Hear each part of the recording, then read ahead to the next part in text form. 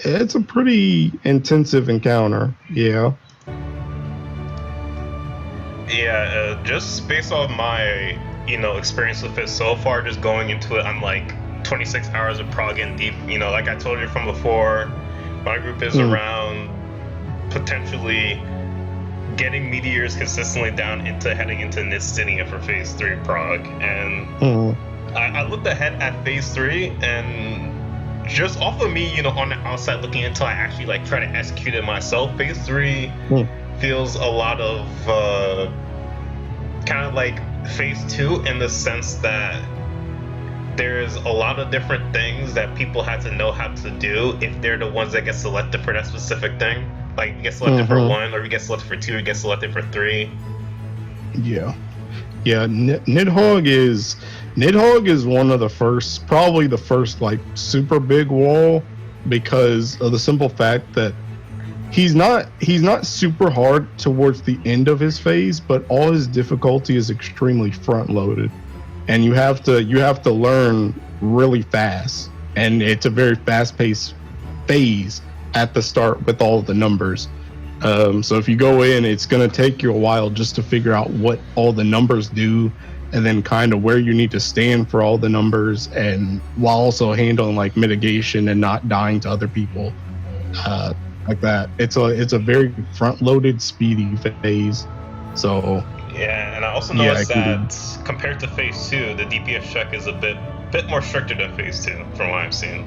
Much more stricter, yes. The thing about it too is this phase, it's much easier to get behind, because if someone gets a damage down at any point, it makes it way harder. It also kind of depends too what you go into it with, because if people go in with like weakness, or if they go in like a damage down from Thornton's ending thing, that can also like kind of screw you as well. So it's definitely much tighter just off rip, but then it's also can get even tighter. You get damage downs and stuff.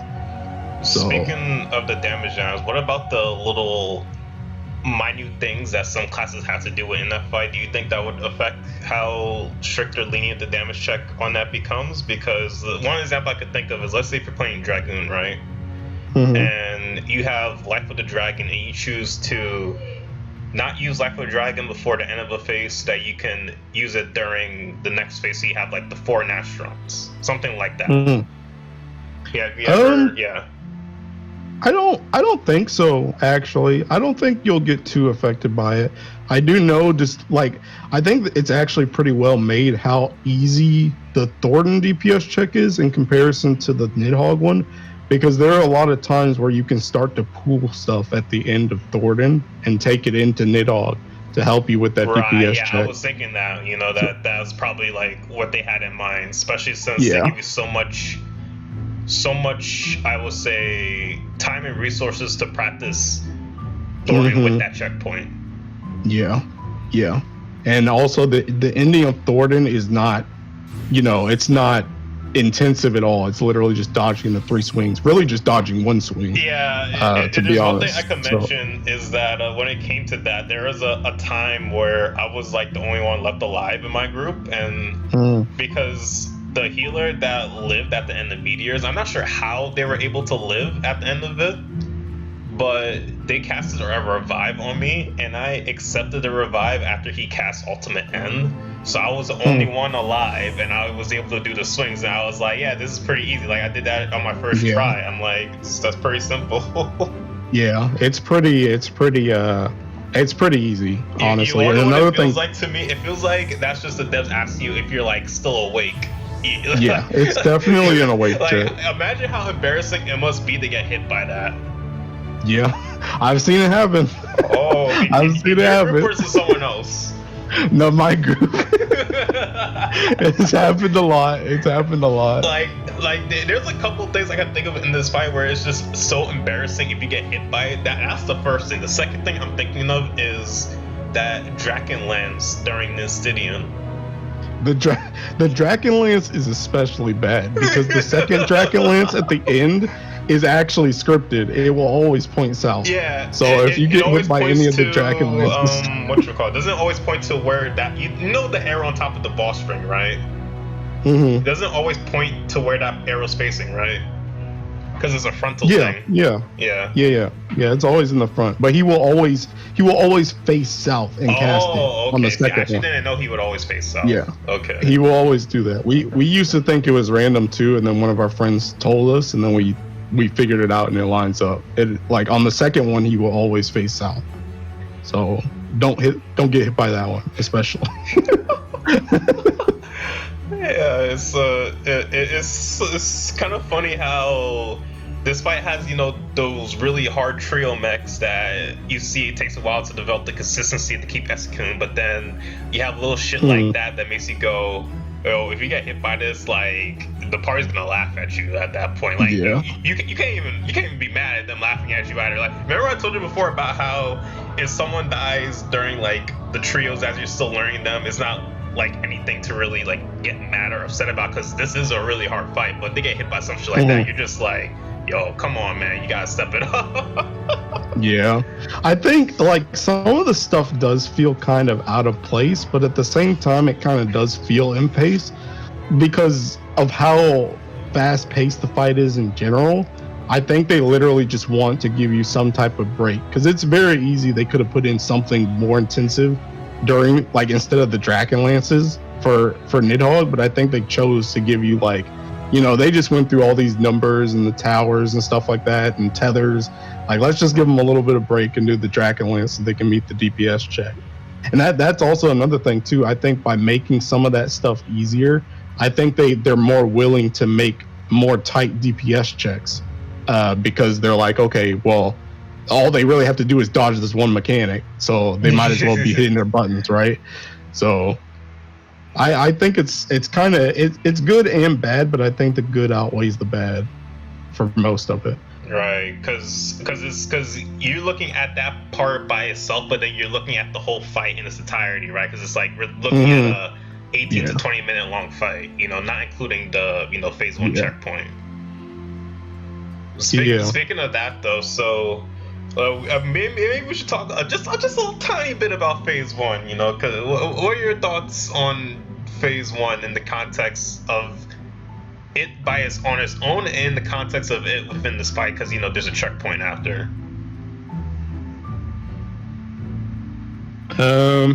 I mean, phase 1 is pretty simple. It's pretty simple. I do think it's kind of funny that they took the most unique aspect of it, being like the PlayStation tethers, and they actually brought that back later in the fight, like in the actual part of the fight. I think that's pretty interesting. I think it's also kind of cool that you kind of got a sneak peek of, like, it's not like its own thing, right? Like, that phase does exist later, with like the part with Charbert and stuff. Yeah. So I think it's kind of cool that you kind of see, you see like a sneak peek.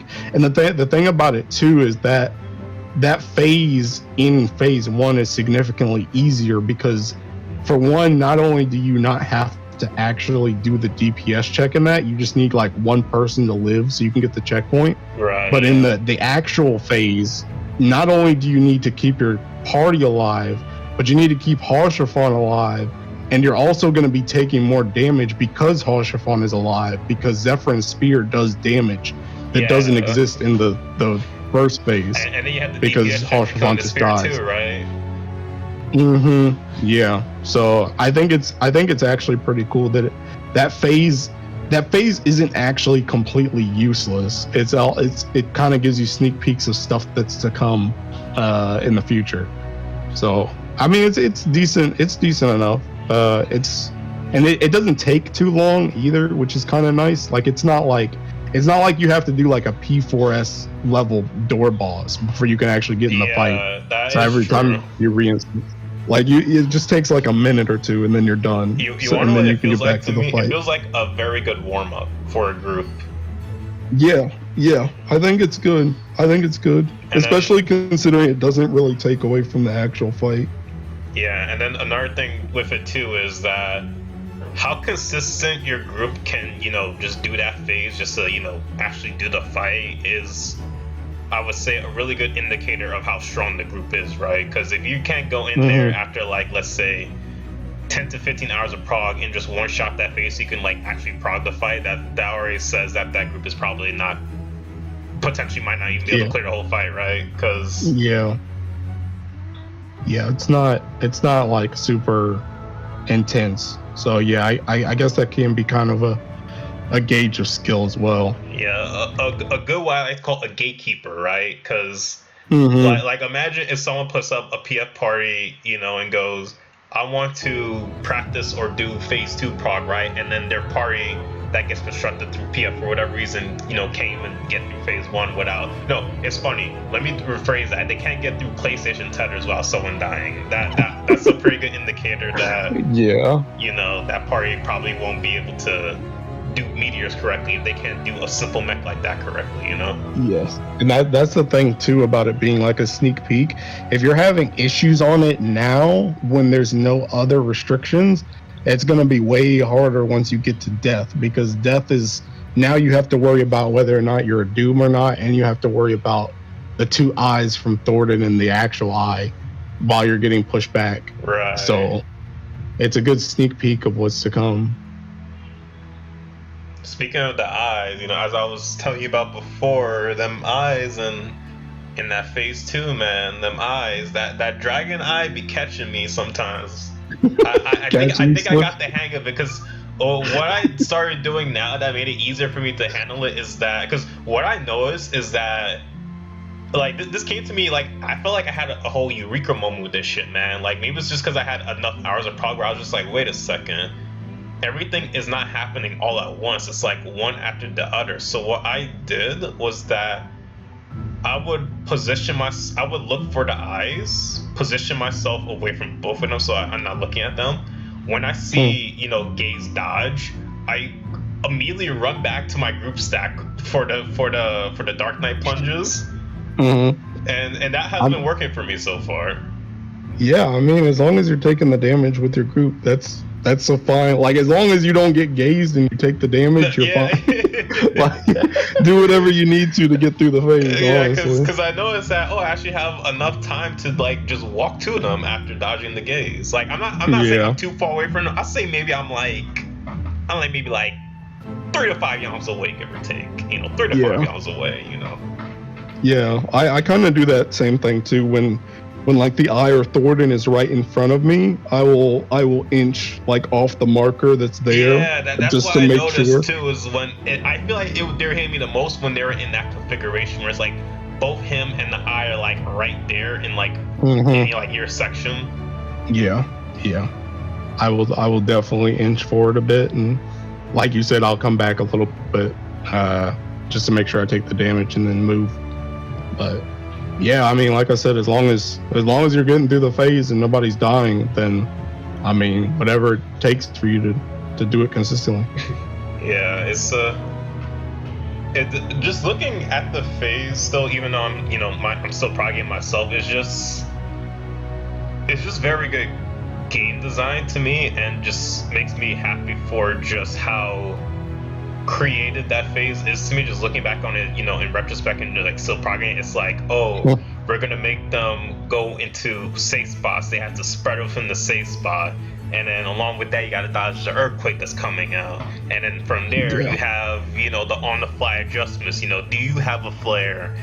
You know, you go here. Did both healers get a flare? You know, the healers let each other know that so that they don't like, you know, jump into the same area. You know, there's like a lot of different ways and priorities you can set up to potentially make sure that people don't end up going into the same place and get each other killed, right? Especially for like, you know, right after, like when you as a tank, right? Because you don't give a fuck about those towers, because you know you got the down for the count debuff. But what were you thinking of whenever you just like you're down for a count and you're watching your whole party like scramble to take the towers in front of you? Well, me, when it was early prog, my biggest thing was I was just trying to figure out if I could keep eye throughout that phase. That was my biggest thing. I wanted to see if I could keep eye, and you can from the last phase. But that was my biggest thing. Is I just wanted to see, because like you said, we're down for the count, and we're down for the count for a long time. Like, I think everybody else can start getting like a GCD or two before we even get off the ground.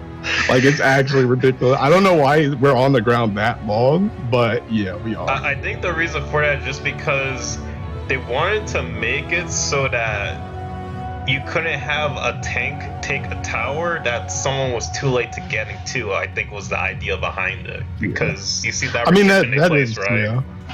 Yeah. But I just, the thing about it is, like I said, you can still, like, after the towers go off, I can see that he's targetable and everybody else is hitting him for like a GCD, and I'm still on the ground. It's a funny thing you mention that too, because there have been a few times where the Dark Knight in my group, he would die from living dead, actually. Mm-hmm. Yeah, like that's what I'm saying. You're on the ground for a very, very long time. So yeah, there is one thing I want to bring up with that phase though, and this is kind of like the fight in general.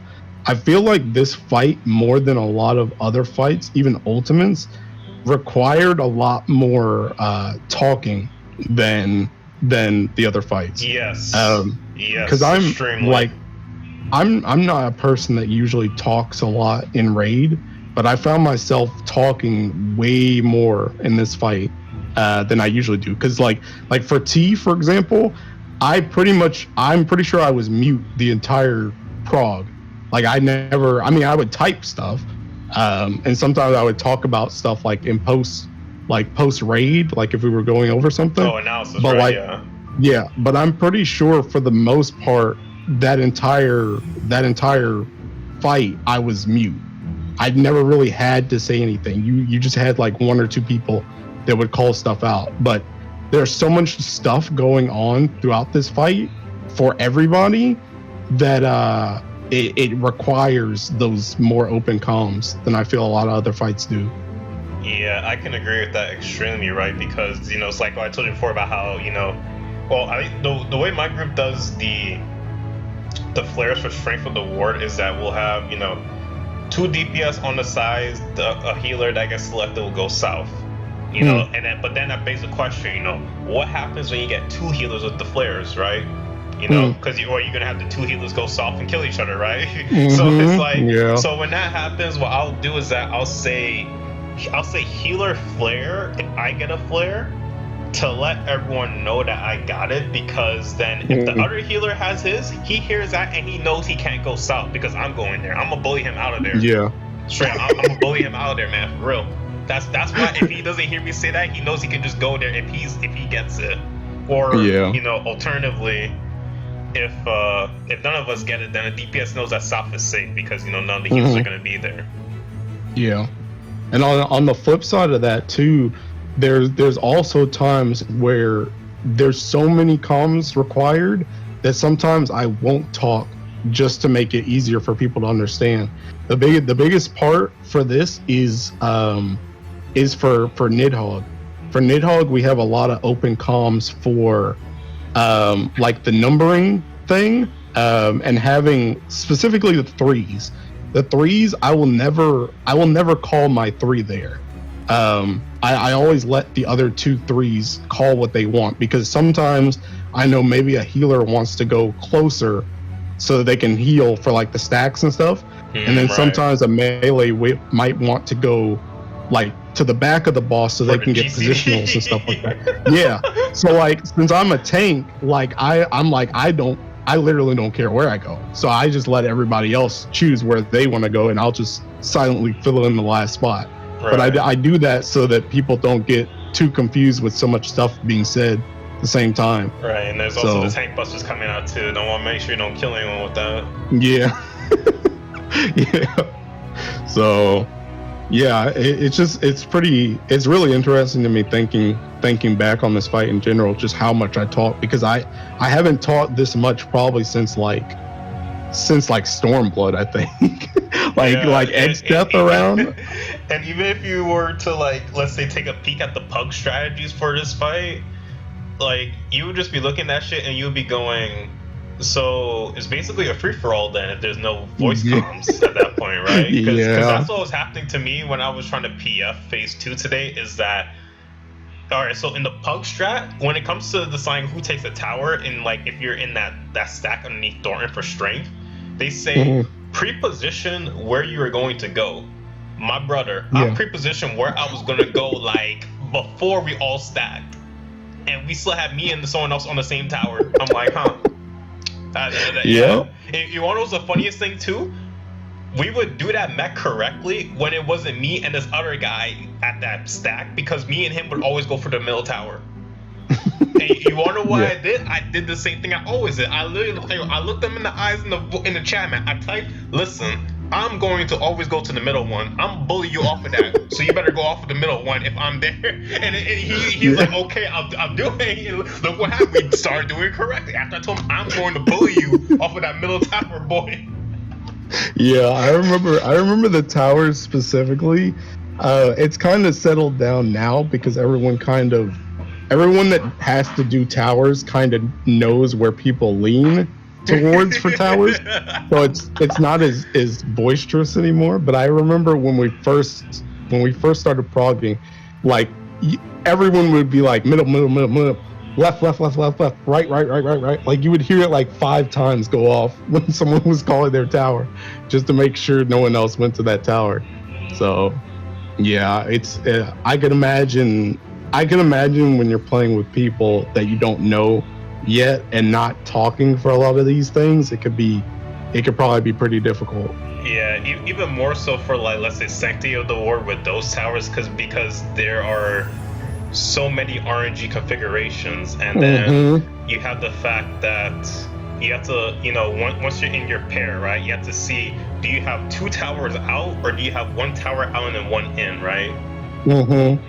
Yeah. And then from there you have to do the whole shit where it's like, okay, you let the meteor roll prioritize the cardinals, and then if there's an intercardinal, then you're gonna, like, let's say if it's 2 out and then there's like 1 the card and 1 intercard, you have to go for the intercard because you want to let the meteor roll get to the card, at least for like whatever strategy you're doing, right? Yeah. So, and there's sometimes too with those towers where communication was necessary for us, because sometimes, like you said, since the towers are RNG, sometimes more people will be out and on certain sides than you expect. So there's been times where I've told, like, I was always partnered with my ninja. So there were times where I would tell my ninja, like, you just stay there. I'm going to run past you to get to this next open spot, because there's not another open spot for the last towers, like, near me. Because the way we did that mechanic is we always had north and south were always going to be the ending spot for the meteors. Right, yeah. So sometimes if there was too many people on one side between like north and south, then we would decide, like I would decide to just run past somebody, and I would tell them like I'm gonna run past you, don't panic, just stay where you're at. I'm gonna move past you, I know where I'm going, just stay there. But like doing that without communication is could be kind of sus. So yeah, it's been quite a lot of effort and fun just trying to figure out the right thing to do. I think the craziest shit too is that whenever like you see like everyone's in a tower and then all the meters are like popping, no one's dying, and then you see the knockback just kill some people, and then you just failed the whole mechanic. Yeah, it's happened. I think one time in our group too, I think somebody walked into the wall. I think somebody with the meteors walked into the wall on their last. That's happened. It's also, there was one time that happened too. We got one of the curse patterns. So like the curse pattern is like a tower. The tower north will be northeast, and then the tower south will be southeast. I noticed that. Yeah. And I one time it was me and another guy. I think it was Astro. Yeah, it was our Astro. And he was better at doing the curse pattern than me. So I was like, well, I'll go, like, do we go backwards on this one so that I could have like the easier run of it? And he was like, yeah. And then for a second, I just forgot which way was backwards. And we ended up running into each other. Yeah. So that was bad. Oh man. Yeah, We ran into each other. The way I like to think of that mech is that you have a lot more responsibility as the meteor person rather than the people that take the towers. Like, the people that take the towers, all they have to do is stand in the tower, look at the knockback cast, pop their anti-knockback, right? But you as the meteor player, it's like you're just fucking like jogging around the whole arena going, oh my god, I hope these meteors don't fucking hit each other. And that's another really good place for communication too, because the people who go well, I guess let's start backwards. The people who have meteors obviously have the meteor responsibility. The people who stay in have the responsibility of finding an open tower. Right, yeah, but the and people, then like the knockback push them in. And you want to be funny too? It'd be funny if, when it came to that, if two people got themselves knocked back into the same tower. It's happened. It's happened. There you go. They like trying to get knocked into the same tower. Yeah, I remember one time specifically, I knew where an open one was, and it was like on the opposite side of the middle where I was standing, and my co-tank was next to me, and his tower that he was prepping for got taken last second. So I was like, okay, I already know where the other tower is. I'll just move to the other side and let him have the one I was standing in. But then he panicked and went to the other one that I was on as well. So we both got pushed back across the map, and that wasn't good. And I was like, Kasumi's my Dark Knight. I was like, Kasumi, you could just take it. I gave you one literally right next to you.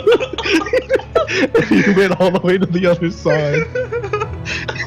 Yeah, see, it's stuff like that makes you see people's personalities kind of come out in their play, right? Because you're like, oh, they're a really nice person. They want to, do so much just for this. And then, you know me, I'm gonna be selfish as shit in the instance, man. Like, if me and you were in that like decision right there, I would not move, man. I'm like, I'm doing the bare minimum on this mechanic. Yeah, see, that's the thing with me too, is I'm kind of like you for specifically Death of the Heavens. For Death of the Heavens with the Dooms, if I have to go out, like, we do a triangle Doom strat, so we have like 3 Dooms that are in a triangle together. I will always take the top part of that triangle. Like, I never take any other spot. So we originally had my samurai, and he was kind of the same way. And at first we were kind of doing like this whole like, I'll move, okay, I'll stay, blase. But now I'm just like, I will stand there. If he comes, he sees me, and he's establish your dominance. You gotta bully them. You gotta let them know my spot, my territory. He sees me now, and he's just like, yeah, I'll move. But I'm like, you don't even have to say it anymore, dog. I know you're moving. Establish yourself as the alpha of the mechanic. There you go. There you go. I always stand in that spot. I never go anywhere else. But that's good though. Like that type of establishing dominance could be really good. Because then the other person knows that they don't have to go there, right? Yeah, exactly. It was the same thing for kind of like T as well, with the Nissi passing and the lanes and stuff, where people like, it's like there's a lane that someone always moves in. Right, like you kind of, because they have to basically go in a straight line, otherwise they might, accidentally touch someone and just kill each other. Yeah. Like once you kind of know people's general movements and what they favor, it becomes a lot easier to do some of these mechanics because it's so consistent. Yeah, it's one of those things where it's like, if you see a player is really good at adjusting, rather than try to adjust yourself, you're just like, I'm gonna just sit here and I'm gonna let that's what I said. I'm like, I trust my samurai. I know he can move to the other spot. I'm gonna just sit here. I'm gonna just chill. Like, that's exactly how I felt. So yeah, it's something. Oh man, and speaking about all the on-the-fly adjustments and the communication, going from phase 1 into the rewind, and then phase 5 onwards, what would you say in terms of this fight was the part that made you go, damn, I hope we like finally killed this phase already? Like, which phase do you think takes it and for you in terms of just, this is the hardest shit in this game? If you can do this phase, you can do any content this game throws at you type of shit. I don't know if there's any phase that does all that. I will say the biggest stress point for me was Death of the Heavens, and not even for me, but just for the group in general. I think I figured out a strategy that worked for me pretty early on. Once I knew which way we wanted our markers to go. But the bigger issue was just my team, and I don't mean that to knock them or anything, but it's a mechanic where if someone dies at any point, it immediately gets screwed because the fire gets random. Yeah, the targeting gets random, and someone will always take a second one, and it becomes incredibly hard to meet the meteor DPS check if anyone dies going into it. So that was probably the most like stressful part, just in general. And I was really happy when that started to get cleaned up, because another thing too is once you kind of get past it the first or second time and you finally make it to dragons, trying to prog dragons when your Death of the Heavens is still not clean, it becomes very depressing. Right, because there are many times, right? Yes, there's very many times where you'll get to the point where you're like, okay, I'm good on Death of the Heavens, I really want to see dragons, but someone dies to a random thing during death, and it's like, well, we just wasted like 10-11 minutes, something like that. Yeah, and we're not going to be able to see dragons. Include the consistency of the rest of the fight too in mind, right? Because that's very deep into the fight. Yeah, that's that's probably the most, I want to say it's one of the most unforgiving things in the fight. It's probably that and kind of dragons, but I wouldn't even say dragons as unforgiving. And that's saying something, considering if someone dies in dragons, most of the time it's usually a wife.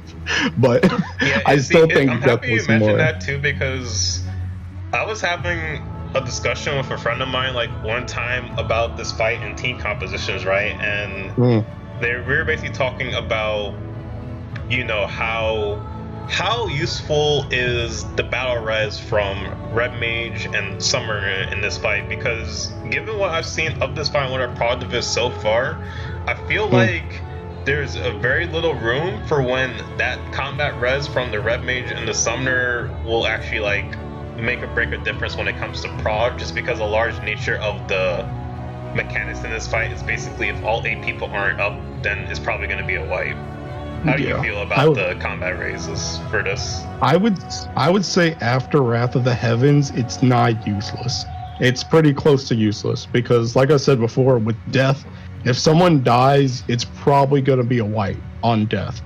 On dragons, the only way someone can die is if they don't have Nidhogg's debuff and they die to Nidhogg specifically.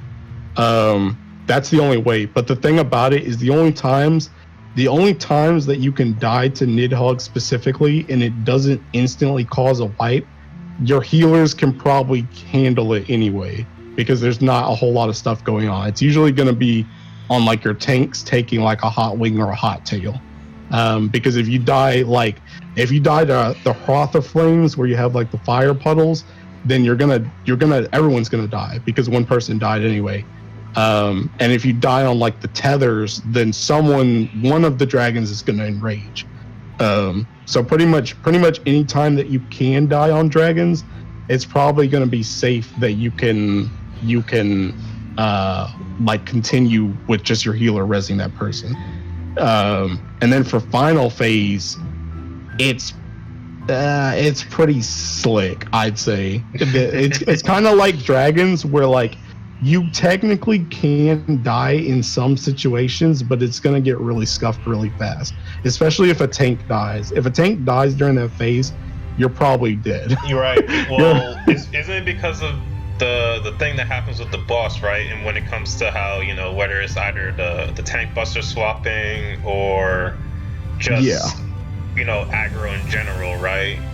Yeah, like after every mechanic in final phase, he always does 2 auto attacks, and 2 of the auto attacks need to be taken by a tank, or else the person will just die. And the auto attacks as well are also AoE. So if someone dies to like something before an auto, I see. So if a tank dies, it could potentially just kill the whole party, just swipe everybody. The whole cleave on the second target, right? If I can make an analogy, it's like in P3S, where when after app phase is done, and then you do the little things with the arrows like always auto attack whoever's second in aggro.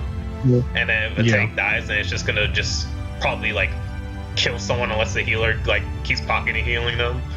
Yeah, and it's kind of the same. It's kind of the same for like DPS and healers too. Healers more so because healers, if you die as a healer, you're probably not gonna have enough mana to finish the phase.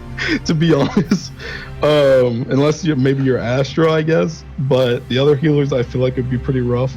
Then for DPS, the thing about it is, even though your auto attack things are not as strict as the tanks, the DPS and the healers do have to alternate. So let's say, for example, it's your time that's coming up, like it's your auto attack that's coming up, but then you just died to the mechanic beforehand. Well, someone else is going to either take it willingly or forcibly, like the next time. And if they still have the debuff from the time that they auto attack beforehand, then they're going to die. So, yeah.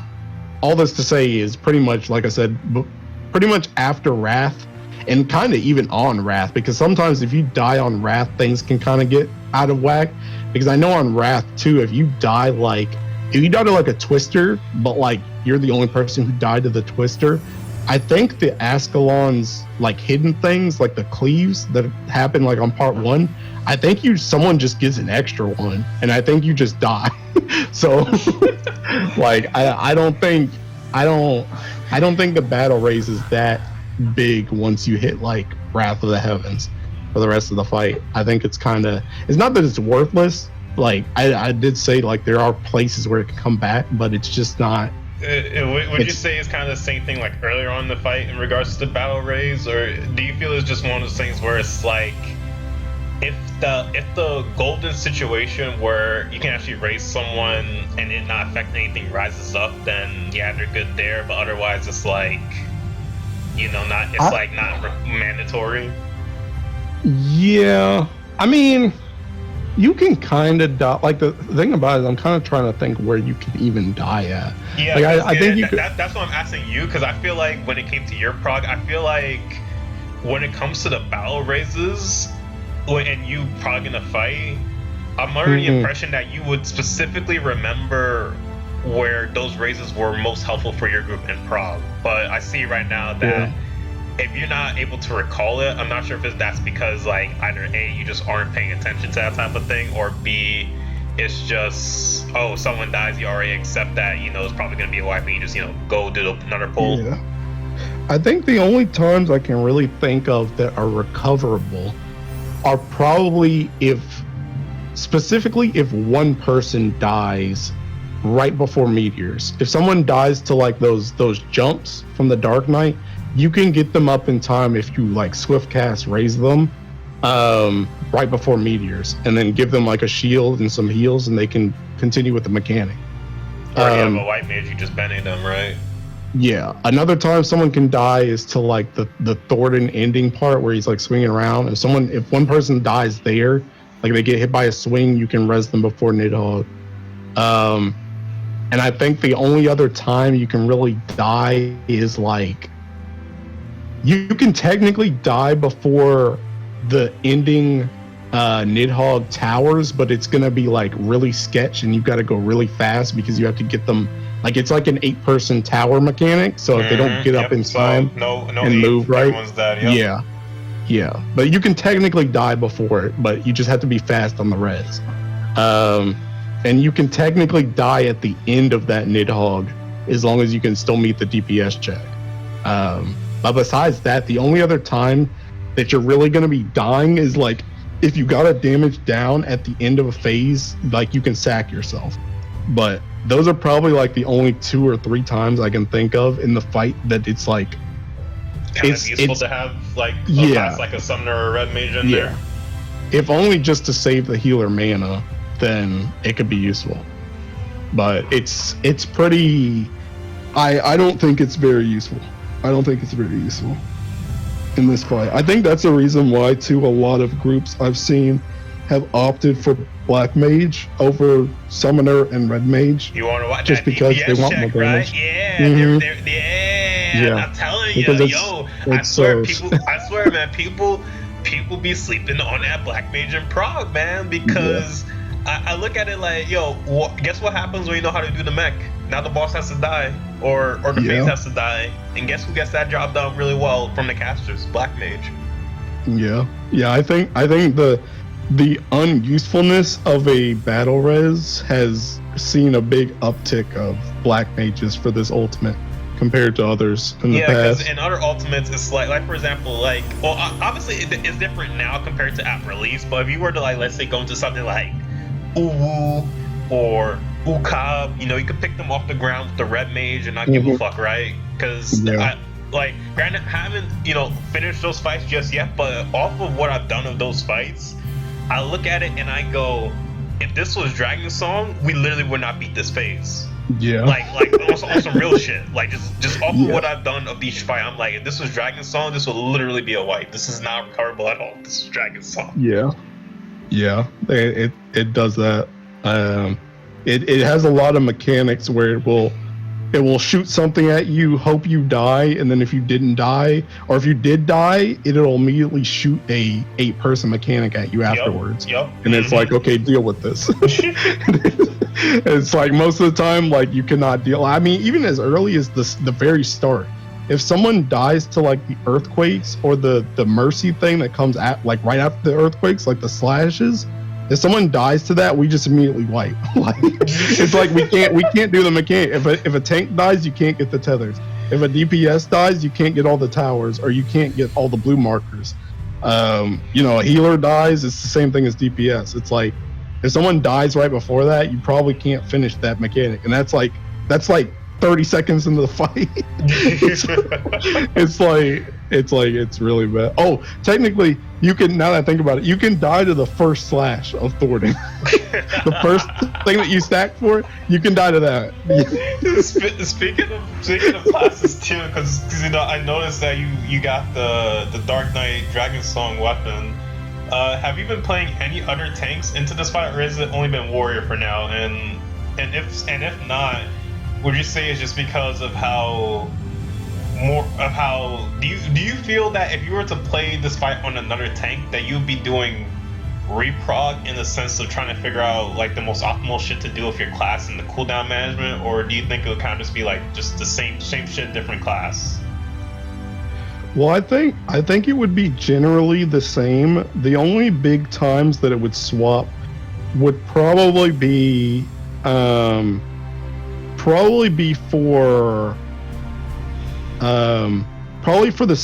the heavenly heal into 3 slashes on Thornton 2. Like, after Wrath of the Heavens, he does a heavenly heal 3 slashes. And also, it would be slightly different for the very end of the fight on the last Akmor. The reason why is because I progged it on Warrior, and Warrior can home gang both of those things. Yeah, see, this is why I'm asking you, right? Because that's the advantage that Warrior has over the other tanks, is that you have higher uptime on your invuln compared to other tanks. Mm-hmm. Yeah, and the heavenly heal into 3 slashes is not too bad. You would just tank swap, and people would be slightly, like, it would be a little less on cooldowns for both tanks, which can kind of matter as well, because you kind of need to make sure your cooldowns are ready for dragons, like potentially if you get that first buster. But the real big one is honestly that one on the Akmorns on the final phase, because you can literally, as a warrior, just home gang, and that's like the longest amount of Akmorns as well. It's like 6 or 7 hits of Akmor that you can literally just stand there and invul. And no other tank can do that unless you somehow save your invuln on the cauterize of dragons. Because the issue, the reason why every other tank can't do it is because that dragons phase is so strict on using your cooldowns that you usually don't have a lot up once you hit that cauterize. And the cauterize does so much damage because it does the most damage to the first person hit, that it kind of forces an invuln from ever, tank wise. So no one else can do it. But Warrior, if you invuln that cauterize, it still comes up for the last Akmor. So those 2 instances are the places where I have to kind of reprog my cooldowns, because I'm not sure what I would do yet. Yeah, because it's kind of funny how at the start of the whole world prog and world race for this fight, that you saw everyone basically bring in, Dark Knight Gunbreaker, same shit, different day, bring in Dark Knight Gunbreaker because they're the tanks that do most amount of damage, and you feel like you're in the strict damage check or whatever. Maybe they could make up a little bit of that so you can get through, right? Then and then with that, right? So basically, with that, you kind of have like Warrior and Paladin getting neglected. And in the case of Warrior, you have those little niche things like higher uptime on your Invuln. You have Bloodwetting as well, and then on Paladin, Paladin brings the 15% mint on Passage of Arms as opposed to every other tank being 10%. And the thing about Passage of Arms is that it applies to both physical and magic, whereas Dark Knight and Gunbreakers only applies to magic, and even then they only apply to magic with the 10%. So stuff like that kind of makes you wonder if, even though people were bringing Dark Knight and Gunbreaker over the other ones for damage, of how much more, I would say, usefulness, the utility that Warrior and Paladin would bring into the fight compared to them. Because remember, as a Warrior, you also have Shake It Off, and Shake It Off, I would say, at least in my humble opinion, I feel like Shake It Off is probably the strongest of the tank, mitigation raid wise. Just because it's a shield and a heal, right? Yeah. The thing about Warrior, and it's actually kind of interesting that it's like this. Warrior almost trades, besides that last Akmorn, it kind of trades like tank comfort for team comfort. Because, like I said, with Warrior, you can home gain a lot of stuff that would make your tanks have to worry about more stuff. But even though Shake It Off is good, it's actually not super great on this fight. And the reason why is because a lot of this fight's damage is multi-hitting. Like, for example, in the final phase, my Shake It Off is for Giga Flare, where you like run around in a circle and there's 3 Giga Flares that go out. Well, we can take the first hit raw, and then I can Shake It Off and heal after that, and then take the second hit. But then the third hit is going to be raw again. But if I was Gunbreaker there and I used Heart of Light, I would by default cover all 3 of them. Oh, I see as what we're running around. So for Shake, it would only cover a single hit, whereas the other tank mitigations would be able to cover multiple hits because of how much longer the duration is. Okay, I see. And the same thing for that Akmorn at the end. I'm not sure if you use the same type of rotation, if Heart of Light would be back up, but for that Akmorn that you home gain at the end, you could potentially have a Heart of Light there to just make it overall easier, and kind of the same as what you would be doing if you were home gaining. You just don't have to worry about the tanks. So it's kind of like a give or take type thing. But I do think home gain definitely has its benefits for helping, because the thing about it is, like, sure, you may not have as much stuff on Giga Flare from your tank, but because your tank can home gain one of the Akmorns, then it makes it so that the healers don't have to. They can move more of the stuff that they would have needed to put on that Akmorn for that Giga Flare where you're missing tank cooldowns. Right. So it's kind of both types of jobs kind of have their like tug and pull. Cons, right? Yeah, because now you mentioned that about the single hit versus the multi-hit stuff. It kind of makes me think about how for Paladin, in order for Paladin to use his Ray Wide Mid, which is like 15%, it has to channel it. And, typically what Paladins are going to do is that they're going to weave it in as an off GC, so it lasts for a server tick, but then, server tick is 3 seconds, right? So that means that for those 3 seconds, it won't cover like that multi-hit scenario that you were telling me about before. They will have to channel the full thing and lose out, DPS just for mitigation purposes, and no one wants to do that, right? Yeah, and the issue too with Paladin is Paladin kind of screws you, because not only does it have the same thing as Warrior, honestly, Paladin I don't think is very good in this fight. I'll start off by saying that. Speak your mind, man. Speak your mind, right? Because I look at the class distribution, right, and I go, wow, everyone is playing, Gunbreaker, Dark Knight, a little bit of Warrior. I barely see that Paladin. the thing about it is, so like I talked about the pros and cons for like Gunbreaker or Dark Knight versus like Warrior for Final Phase. But the issue with Paladin is not only does Paladin have the same type of shield thing as Warrior, so it's already weaker in terms of like multi-hit mitigation, but Paladin also would not have Hollow Ground backup, so it's not going to be able to take that Ockmorn solo. So it kind of loses that tug and pull that Warrior has versus the other tanks. And the other issue too is, even though Passage of Arms can be really good, there's not really a time where you can use it in the final phase, except maybe at the start of the Giga right, Flare. Because it only covers them if they're behind you, but you can't be, but they can't be behind you because the boss plays. You're not. Well, no. The bigger issue is just that for Giga Flare, you can only use it at the start because you have to move the entire time for Giga Flare around in a circle. So you can't channel it. Shit. And then during the Ockmorns, you can't hit anybody because the Ockmorns are too spaced out for your wings to hit anybody besides your co-tank, essentially. Yep. So it's funny. It's funny you mentioned these things too, because I was looking at a lot of the world first healers talk about, you know, what influence the healer pick in the fight, as well as just what each healer has over the other in the fight. And when it came to White Mage versus Astral, they're talking about how Astral, you know, collective unconscious, right? It's kind of basically similar to Paladin's Passage of Arms, where you have to channel it for the mid. And then, you know, most people are just gonna weave it in as an off GCD rather than channel the full thing, and you know, it only lasts for like a server tick, right? And but on the flip side of that is that collective has a 60-second cooldown, so you could probably potentially get like 2 to 3 uses out of it in one phase, right? Meanwhile, White Mage has Temperance, and Temperance has a 2-minute cooldown, so you probably only have like 1 use of Temperance each phase at most. But the good thing about Temperance is that you don't have to channel it. You just pop it on and it applies to people or near you. I think like Paladin can be good because there is a lot of transitional damage in this fight. So it can be good there, but like I feel like Paladin just becomes progressively worse as the fight goes on. Honestly.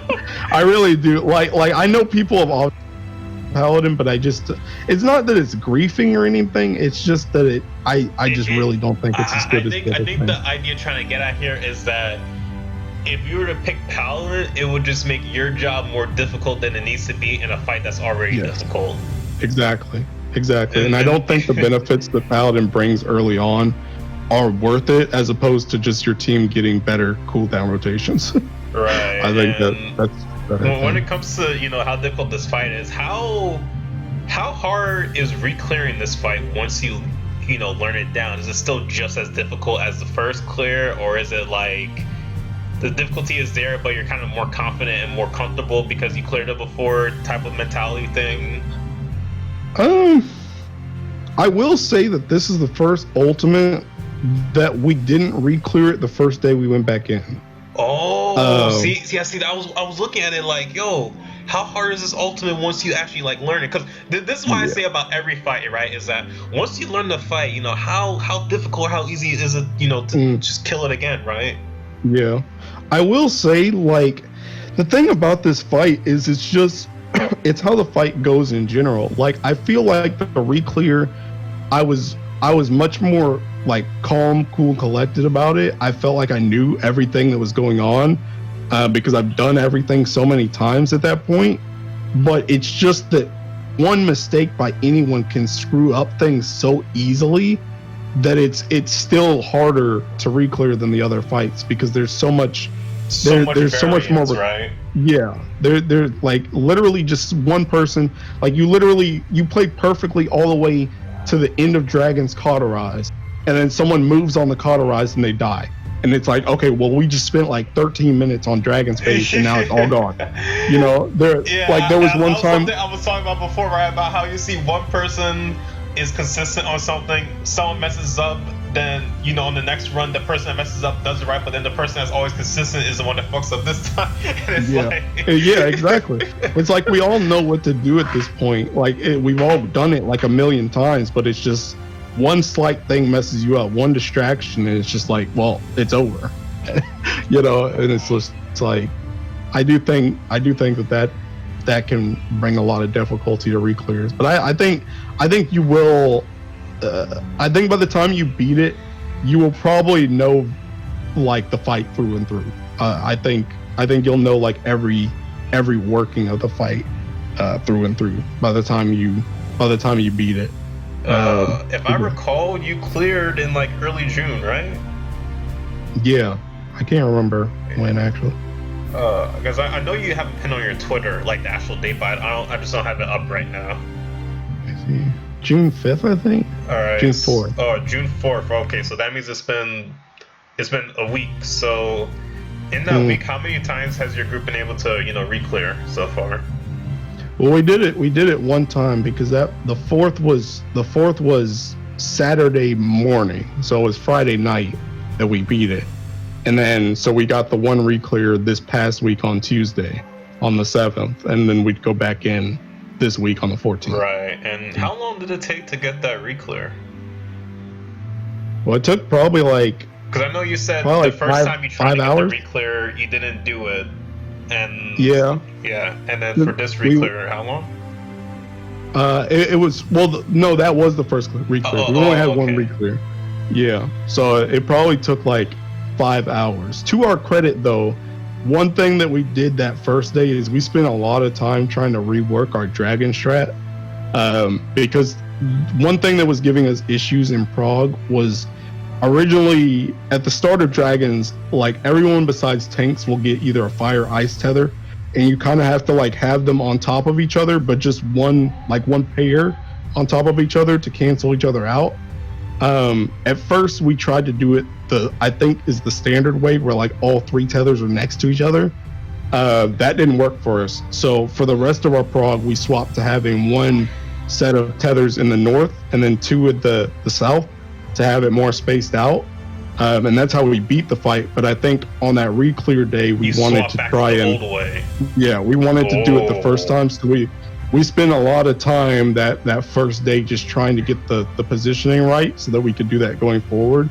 And dragons is like I said, like 12-13 minutes into the fight, so it's like not that much time to practice that was a lot of time we spent. Like we probably did like 5 or 6 pull. We also experimented a bit with tank LB on that part just to see if we could tank LB that to make it easier.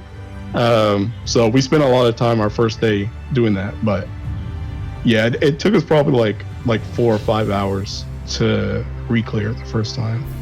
Right, and that's your normal prog day with them, right? Is just 5 hours of prog each day? Well, I think we only did like 3 that first day. That first day we went in. So for the re-clears it was 3, but for prog it was much longer. Yeah. Well, it kind of depended for us because like our times were 5 hours. Like that was our setup time. But as we were progging, there were things that were coming out with like people's life stuff and like work. Yeah, of course. Yeah, that shit always happens. Yeah. So it was that's 5 hours of prog a day, and you did what, like maybe 15 hours a week of prog? Well, no, we did more than that. So we're looking at 25?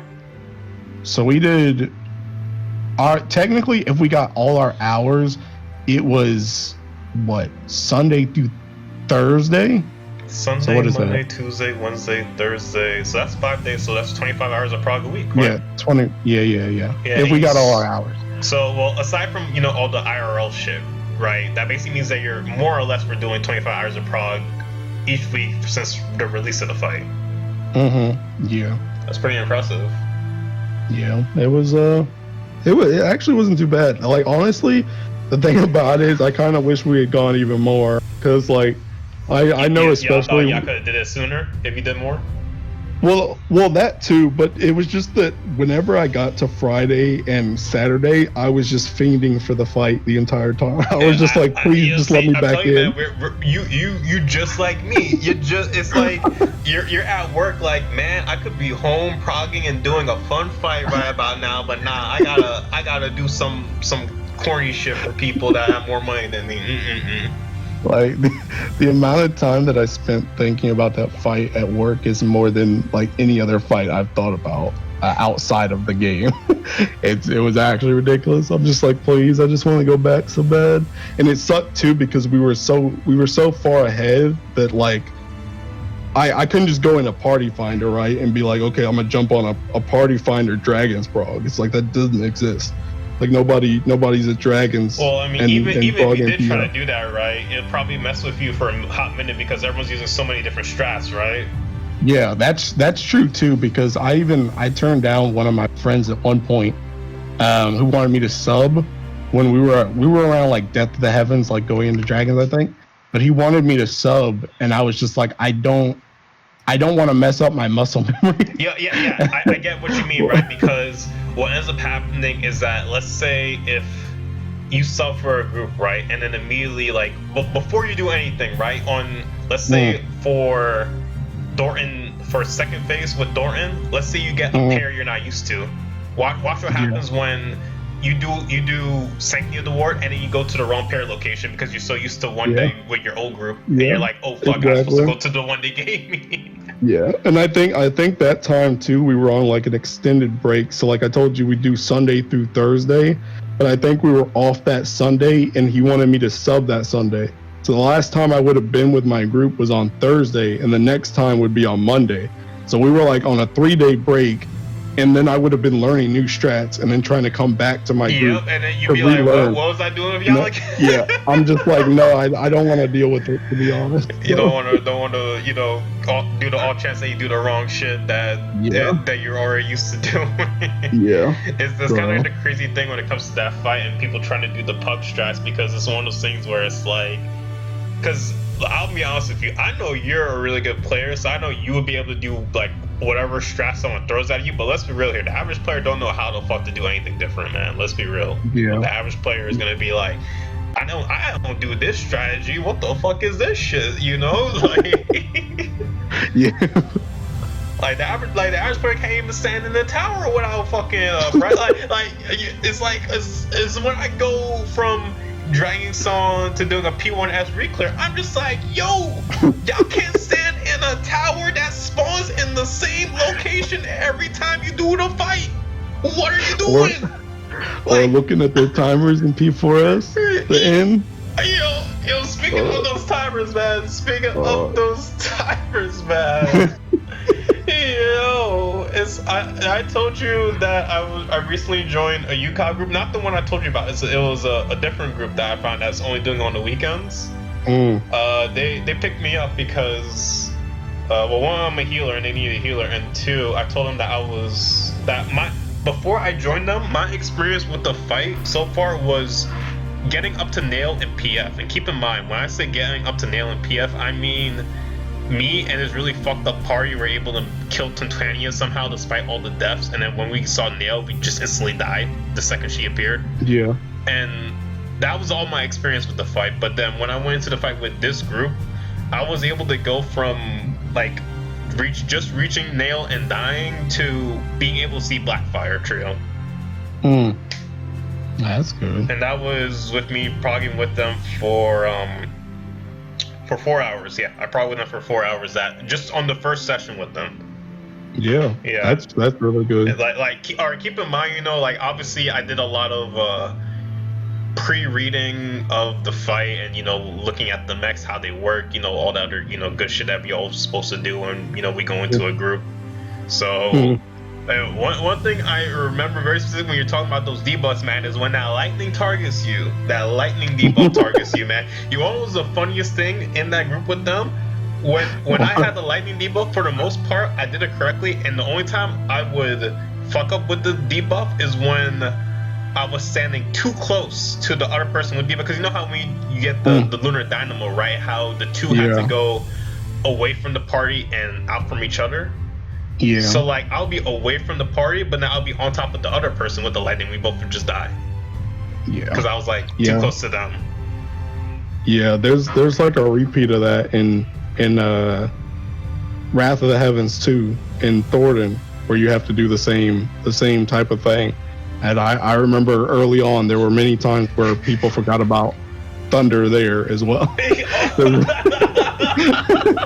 There are many times. Them debuffs, I love this game because they literally go, if you do not learn how to look at a debuff, you are going to cause a wipe. And buddy, let me tell you, man, like it's just the difficulty variance, right, of going from ultimate to savage. Now to me, it's like I go into Dragonsong, I see these bullshit towers spawn in all types of different fucked up configurations. I go into P1S, I see someone fuck up a tower that spawns in the same place. I'm like, Lord have mercy, what is up? Like P1S and me right now is like on day one it was kind of cool because, you know, it was a new fight. You know, you're just seeing how everything worked, but now it's kind of like past its charm to me. Because it's like, oh, you know, same towers, same fire and ice, same person that fucks up standing in the tower, same person that fucks up their debuff and gets the whole party damage down. You know, same shit, different week. Yeah. Yeah. I was telling you before that I started doing Savage again this week, and 3 times we got to curtain call. Or the final thing. Is it curtain call? Yeah, I don't remember. Curtain call. Yeah, curtain call. We got to the final curtain call, and 3 times we died because someone didn't do their debuff right. I'm like, Jesus, Wait, did you have man. to do both of them? I think it was the second one. Alright, that's a very bad party then, because you can skip the second one now if the damage is good. That's what I thought. But at most, maybe you'll see like the first 1 to 2 rate wise of it, but if you see the whole second one, oh buddy, oh that hurts if you have to see the whole entirety of the second one. Yeah. You know, man, and that reminds me, when you were doing P1S, did you ever find anyone that flexed, or did you have to take the damage down? I think when I did P1S, I don't think anyone took the damage down. Well, I think someone took it, but they took it like it wasn't planned. It wasn't the strat. I think they just took it by mistake. Yeah, because I was like, did anyone flex, or did you have to take the damage down? Yeah, but I didn't join any groups that said it was tank damage down. Oh man. So. But yeah, see, you telling me that the fight, even after you clear it, is still, you know, really difficult is very reassuring to me, because it doesn't make me feel as bad as like dying basically, because it's like, you know, like it's like how I always tell everyone is that, like, if someone to me dies on Dragonsong and it isn't just like something really corny like PlayStation tethers or like that Draken Lance or like the broad swings, I just go, it's understandable. The fight is hard. Like, you really can't get mad at someone if they die to, like, you know, like a trio mech, or like you're talking about with Death of the Heavens or in Dragons. Like, can you really get mad at someone for dying to that shit? Because it is hard. Yeah. I would say this fight becomes more and more stressful as you go through it. Even more so than a lot of other fights. Because I remember even when I was doing like T, and at that time that was the first ultimate I had gotten that far in. Even with T, like when I got to like around like Wormhole and stuff, by the time we beat it the first time, I was like snoozing through Wormhole. Like it wasn't stressful to me at all. But like even now when we get to death, like you even that kind of like red alert firefight and yeah, I'm like checking, I'm doing double takes, like making sure like I'm really not looking like, at the eye, right? This is the mech. This is the mech. Yeah. Like I'm really making sure, like I have, like most of the time I'm pretty sure of myself, but still I'm always like just in case, like make sure. Because I still kind of feel the same way during current call, although granted I'm a healer, right? So that kind of just has me like current call, I'm basically like wide awake, like, oh, is a party HP okay? Is my debuff timer okay? Did someone fuck up and actually get hit by the health thing and like try to grief me in the whole party by getting hit by that health thing? Well, you disconnected, but yeah. Are you back now? Yo, that health thing, man, is like, it fucks with you as a healer because you're only expecting people to get hit by just array wise, but if they get hit by the health thing, all of a sudden you're just like, oh my god, I gotta freaking fucking, you know, GCD heal his ass before the next rewind come out, and yeah. Yeah. I don't know. It can be kind of stressful. It can be kind of stressful. Yeah, man, that's this fight though, right? I guess another aspect to this fight, in regards to when you're talking about, you saw yourself talking more, is that basically you kind of see some semblance of teamwork being established, right? Because normally when it comes to fights like of this nature, you just see people kind of go, okay, we're looking for people to join our group. You join the group and you're all like, you wouldn't really say, well, unless they were like the friends beforehand, you wouldn't really call yourself friends. You kind of just like people with the same goal. And then I guess from progging the fight, maybe you potentially develop some type of teamwork, or if the teamwork isn't there, maybe everyone just like, dips when they see that it's not going to their liking. Do you ever feel that in terms of the design of this fight, that the intention was to have people to come together and become more of a team to do the fight? Yeah, 100%. Especially with my co-tank. Like, I didn't know anybody coming into this. And I liked my co-tank off rip. Like when I first trialed, he was already pretty cool, but I didn't like, we definitely, maybe he doesn't feel the same way, but I feel like we got a lot closer doing this fight. Because especially for tanks, this feels very interactive between you two.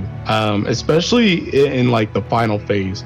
The final phase is the biggest one because I feel like it's the most tank intensive and less obvious final phase of an ultimate so far. Because with Uwu, you don't really even have to like swap for tanks. I don't think that I can remember. I don't think you really have to even tank swap at the end while you're doing mechanics. UCOB, you only really have to swap after the buster, which is like obvious. It's like, okay, it's a tank buster, you swap on it. And then T is kind of the same thing. It's like you get a tank buster and one tank gets a magic bone. Okay, the other one has to grab it. It's like obvious. But this one, it's like you take 2 auto attacks. You have to swap. Okay, you do a mechanic, you take 2 auto attacks. You have to swap. Okay, you do another mechanic, you take 2 auto attacks. You have to swap. It's like you constantly have to be watching your debuffs. And the thing about it is there's so many swaps that you literally run into the point that you're practically stancing. Because you run out of shirk in this fight. It's a funny thing you mentioned that, because remember, I think it was the patch before 0.15 where they made the tank stance a 3-second cooldown. I saw that change and I was like, if you're gonna make the tank stance a 3-second cooldown, why the hell is shirk still a 30? Is 30 seconds, right? I'm not joking, right? It's 30 seconds, right? Yeah. Why is shirk still a 30-second? If you're gonna do that with the tank stance. Yeah. It's honestly, it really feels very Heavensward, to be honest, which is funny because it's a Heavensward based encounter.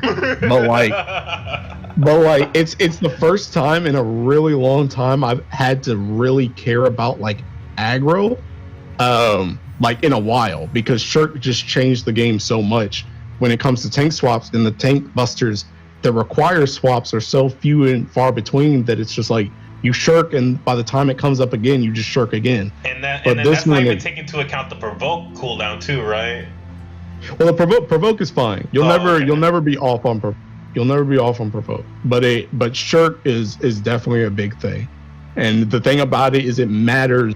It matters not even like so much so that it's like, okay, well, I just need to get the boss off of me. Because sometimes it's like you may get into a situation where it's like you voke, and then it's like, okay, well, I don't actually want the boss right now, so you drop your tank stance. But it's just like, it's like now you actually have to worry about your aggro, because you can't like, I don't think there's an instance where like anybody was catching up to us because we're provoking so much, but like you do have to be first and second specifically to get the right debuffs. It's not just like, okay, well, one tank is just getting one debuff and then you're swapping to get the debuff next.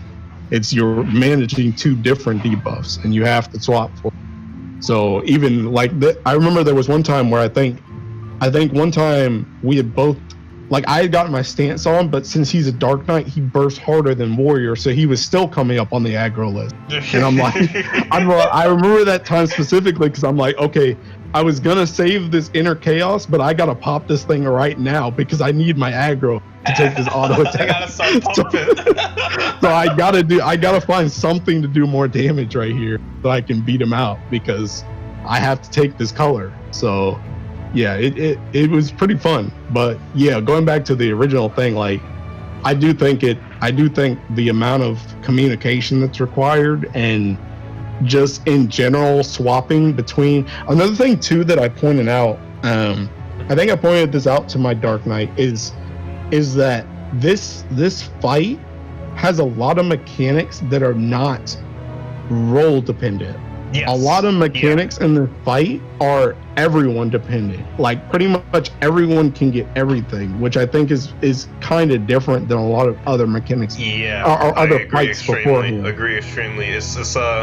It's like how, because I'm doing Dragonsong, Ukab, and U at the same time. Because well, one, I'm I'm an insane individual, and two, I just really like raiding, and I think it kind of like fills the gap of time between now and 6.2 raid tier.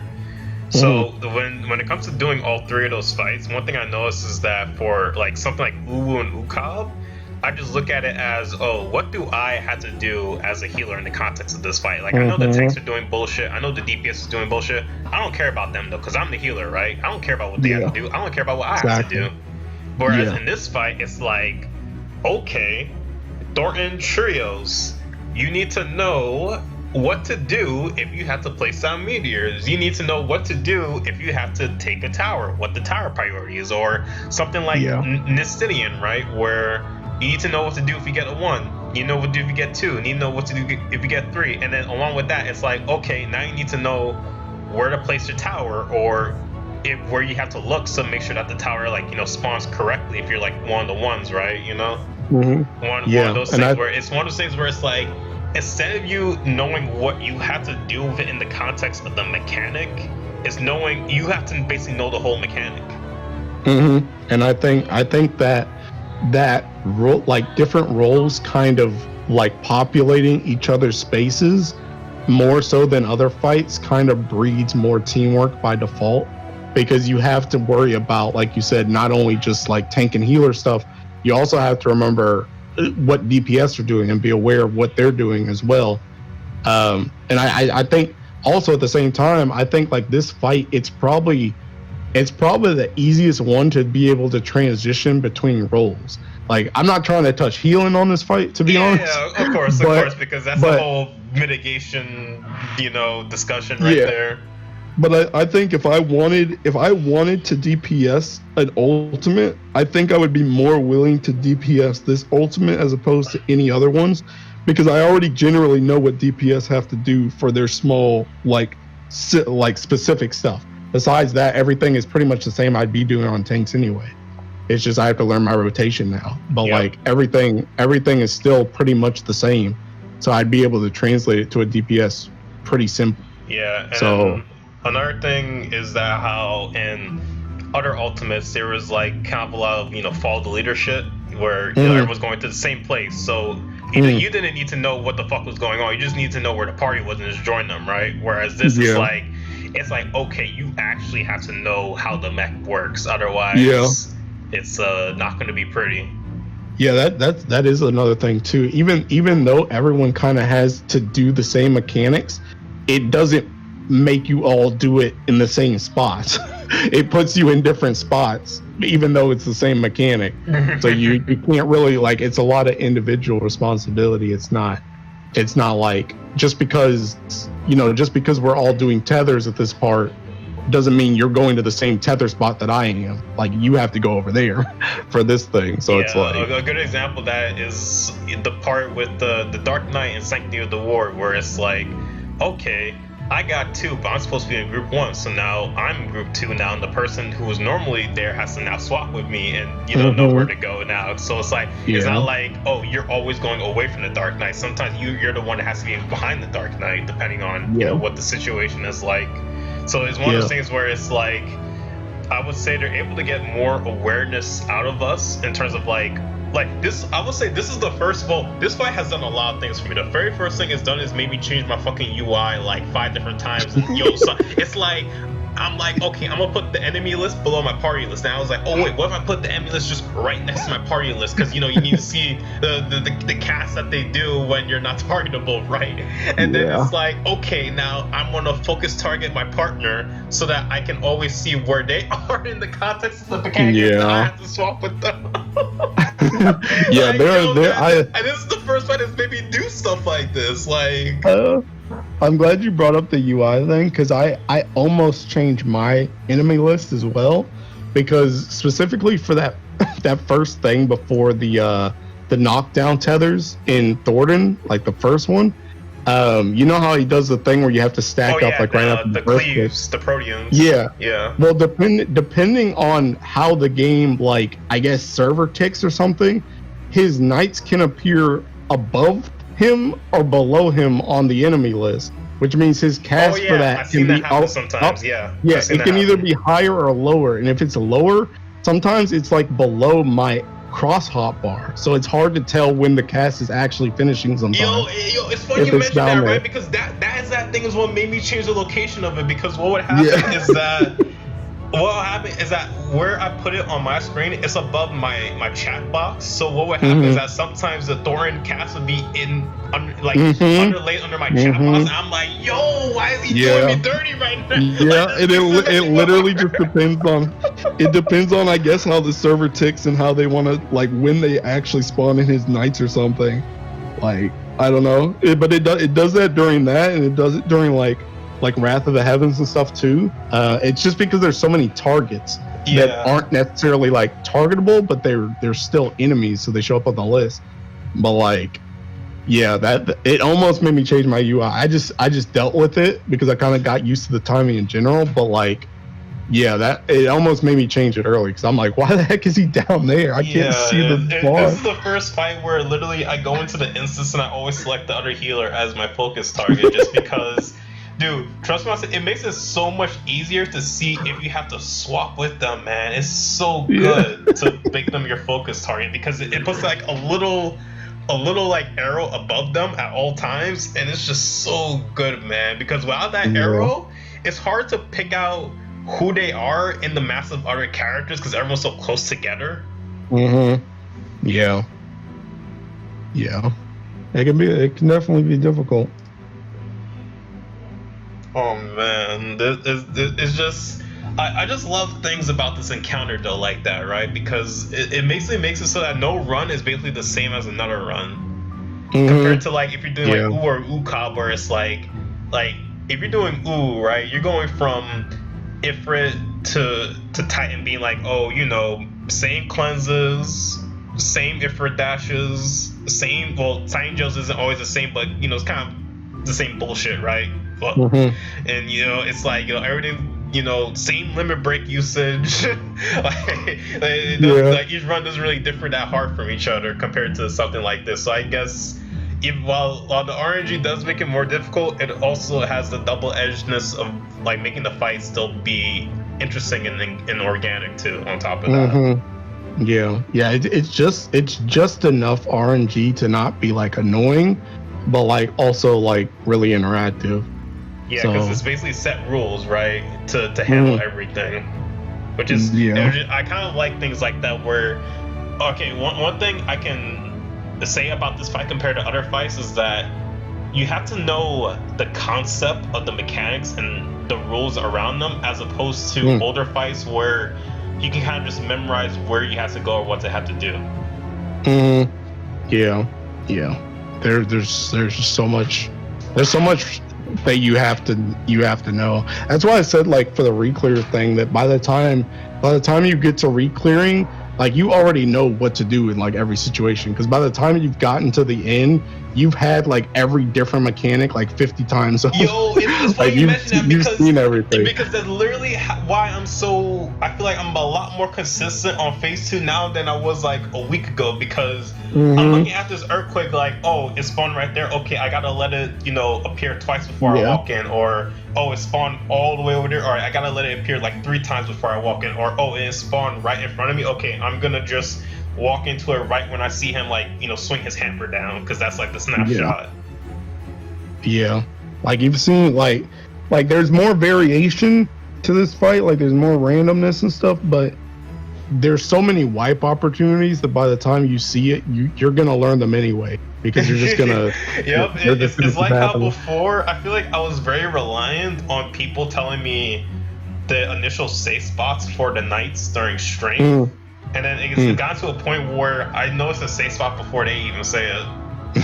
yeah, it's the same thing for me, because I used to I kind of been doing like now it's basically just a process of elimination approach right now, because it's like I'm looking around, right? I see there's 2 whole ass knights right next to me. I already know I can't go there, so I'm already looking next to me in a cross. I see homie Grimnix chilling in the cut in front of one. Yep. Like, all right, I'm gonna not go there then.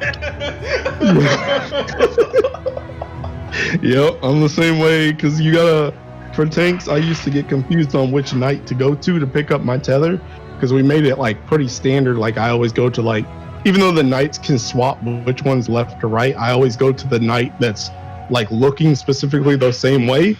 And like the dodge right before it goes into that mechanic with the 4 AoEs, like I always dodge to the right on that bait, but there's a lot of times where I could dodge left, but I already know that like I already know where I need to go. So like, as soon as I dodge right, sometimes I literally dodge right and immediately just pivot and go back left, because I know that's where my knight is. Like, yo, man, I remember like just progging that phase at first. I was like, yo, how the fuck are y'all seeing these knights? Like, I swear some of them just be blending in with the background. They just be chilling. I swear. Yeah, it took me a really long time to realize that those 2 knights were not. They were like set up for the next mechanic. They weren't actually part of this mechanic. So I was like, what's fucked up sometimes when like Thorin is like in the center and he kind of like blocks your view of the other one sometimes. Yeah, that can happen. Yeah, but I was the same way. I mean, people were calling, like my Astra was calling Thornton like when he jumps for the AoE afterwards, like he was calling where Thornton was going. I was like, how the heck did you see Thornton jump over there that fast? Like. Yo, I be saying that. I'm like, huh? I'm like, have y'all been playing this longer than me? I thought we was in the same group. Like, I be looking at that shit. Like, what? Yeah, I was like, what is happening? But I don't know. That teamwork thing, I feel like, is one of those things where a fight like this, of this caliber, makes me feel like you need a team that can keep each other like upbeat and optimistic as they prop through this fight, because just doing this fight, I can already tell there's some shit that's probably gonna make people want to just give it up, because it's just getting to that demoralizing point. Like the static I made up that wants to do this content right after we finished the Savage tier. It was funny actually when it came to what made my group decide to do Dragonsong after Savage, because I was like, I was very clear with everyone. I was like, okay, so these 3 things here are going to be our goals, and we have an optional goal of clearing an ultimate if people want to do it. And it turned out everyone in the group wanted to do ultimate, so I was like, okay, so since we all want to do ultimate and there are 4 ultimates, we're all going to vote on what ultimate we're going to do from 1 to 4 in order of preference, because I basically did ranked choice run-up voting when it came to the ultimate. And through that system, it basically ended up being that everyone wanted to do Dragonsong. So I was like, all right, we are going to do Dragonsong. And just off of what I've been seeing of them say and talk about in the Discord that we have for our group, it makes me think that this group, when the time comes, is that might actually be able to clear that content. Just because it seems like everyone is, well, one, very friendly with each other, very, I would say just welcoming and becoming more and more used to one another, that'll probably help when it comes to tackling that content. Although granted, right, is that the caveat to this is that we haven't actually played together, because some people are on Primal and we're going to play together once the data center travel comes to 6.18. So I'm going to see, what happens when it comes to, us just doing like re-clears of this tier and seeing if we can actually hit our goal for next tier. Because our goal for next tier is to do next Savage tier in 6 to 8 weeks with 10 hours of prog each week. Yeah. I kind of did 6 to 8 weeks because I don't necessarily think that I have the time availability to do week 1 just yet. But there's also the fact that the 6 to 8 weeks kind of gives enough leeway in case, like, real life shit happens, right? Because that's always a thing that can happen. Yeah. And to me, I don't think clearing the tier in 6 to 8 weeks doesn't feel like as punishing in terms of, like, just getting it done, as opposed to, like, let's say if you were to wait like maybe like 3 to 4 months to clear, because at that point you're just like, oh, you're bistless. Yeah. Like, you're bistless. You have your parses are shit. Like, there's probably a shit ton of worse people in PF now than before, because all the tryhard people are in there week 1 through week 5, so you get better parties off of that. Yeah, I do think that that like friendly nature is definitely something that is going to help with this fight, because I've seen groups fall apart for the depth of the heavens and the dragons part. That, like I said, that's definitely the hardest part, and being able to, even if everyone's demoralized, not being demoralized to the point that you actually want to stop is good, because that part is a heavy hitter for sure. It's very man, like, just looking at this fight, I was like, oof. There's gonna be, like, because I feel like people could potentially feel really bad if they die a lot, but it's like, that's literally what this fight is doing, is like, oh, you're going to die a lot, but at the same time, you're going to learn a lot from those deaths. Like, I've just been seeing that with me just with Phase 2 alone, is that there's already a lot that I'm learning. And it's kind of weird too, because remember that message I showed you from my static leader for my Destiny group? Like, it feels like a weird message to see, because on one hand, I do understand the motivation and the drive to do the content, but at the same time, right? Like, I never got, like, although granted, like I said, I'm going off of my gut feelings and instincts, right? Playing with them, I never got the impression that people just didn't know what to do.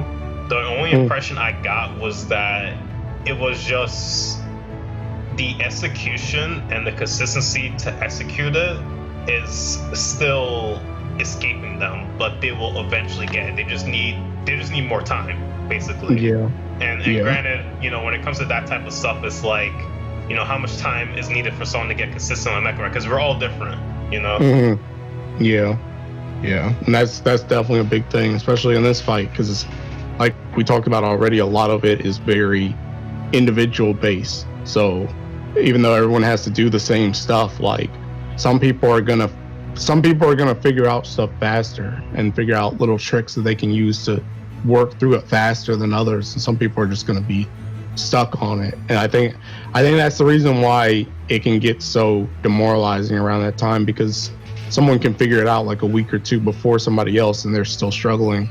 And the thing about it is you can't even really help them. Like, you can tell them, you can tell them tips and advice, but at the end of the day, it's on them on when they actually get it. And it's one of those things where, to me, it's like, at that point, it comes down to seeing how much, like, extra effort are they putting into everything. Because for me personally, I was always rewatching the video guides of, really looking at the toolboxes, all that stuff and whatnot.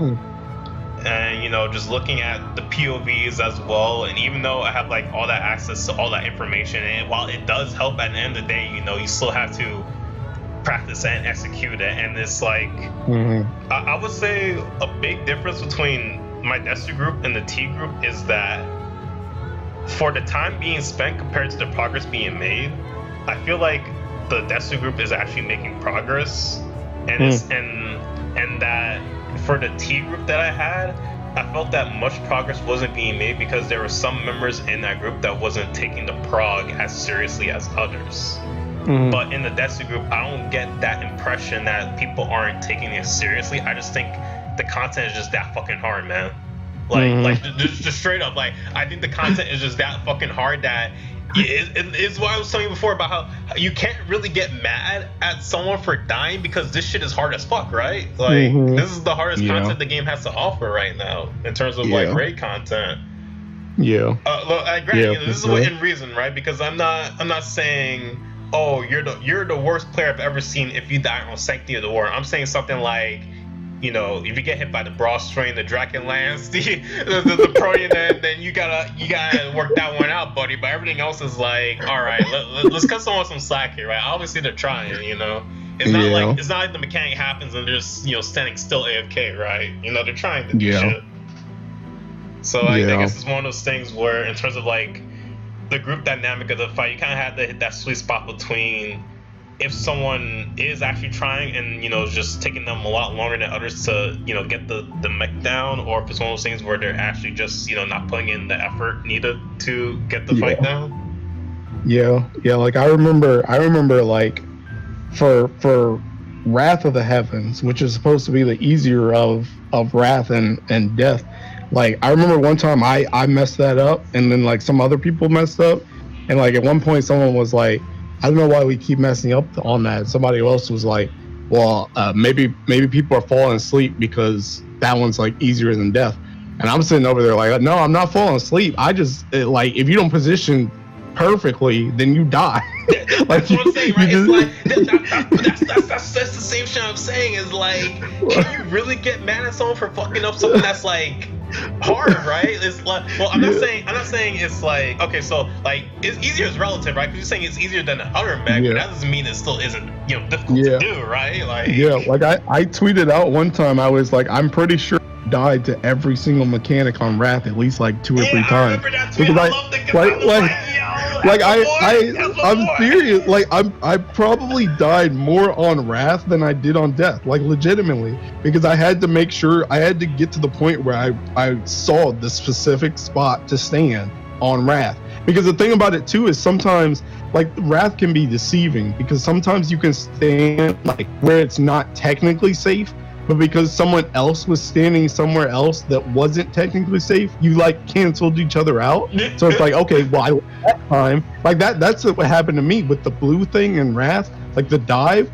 I stood in the same spot like every time, and like half the time I would live and half the time I would die. And I'm like, what's going on? I don't know. I don't know what's going on. But like, it's because sometimes somebody with the tether would go slightly further than somebody else. So if somebody had a tether and they didn't go as far as the other person, I would get hit by it.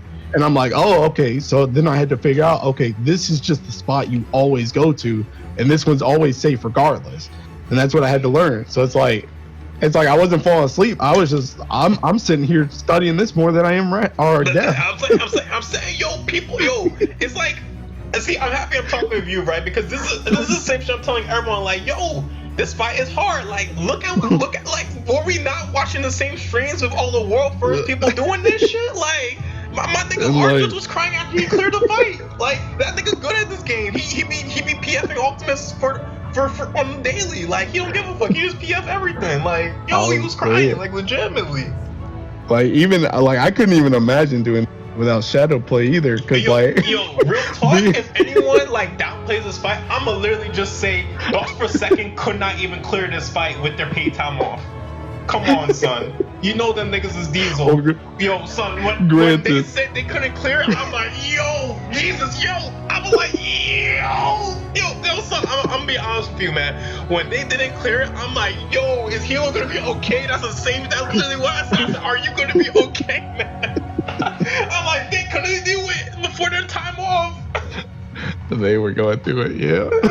And then it kind of just dawned on me that, like, okay, skill aside, this ultimate feels like you definitely need to put in a set amount of hours of prog until you can clear this shit. Like, with all the world first people, and even just your experience, because Because keep in mind, right? You're able to come in with the prior knowledge of what the world first people are doing, and then whatever strategies people are coming up with, and it still took you like 90 to 100 hours of prog to clear it.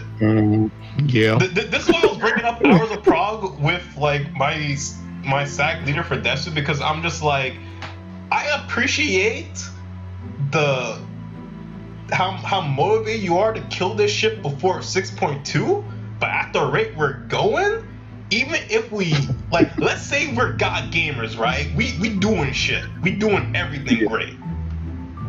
We are only going to have 84 hours of prog. Yeah. Compare that to you and the world first people who I know for a fact are better than me and the people I'm playing with at this video game. It took y'all 90 to 100 hours, all right?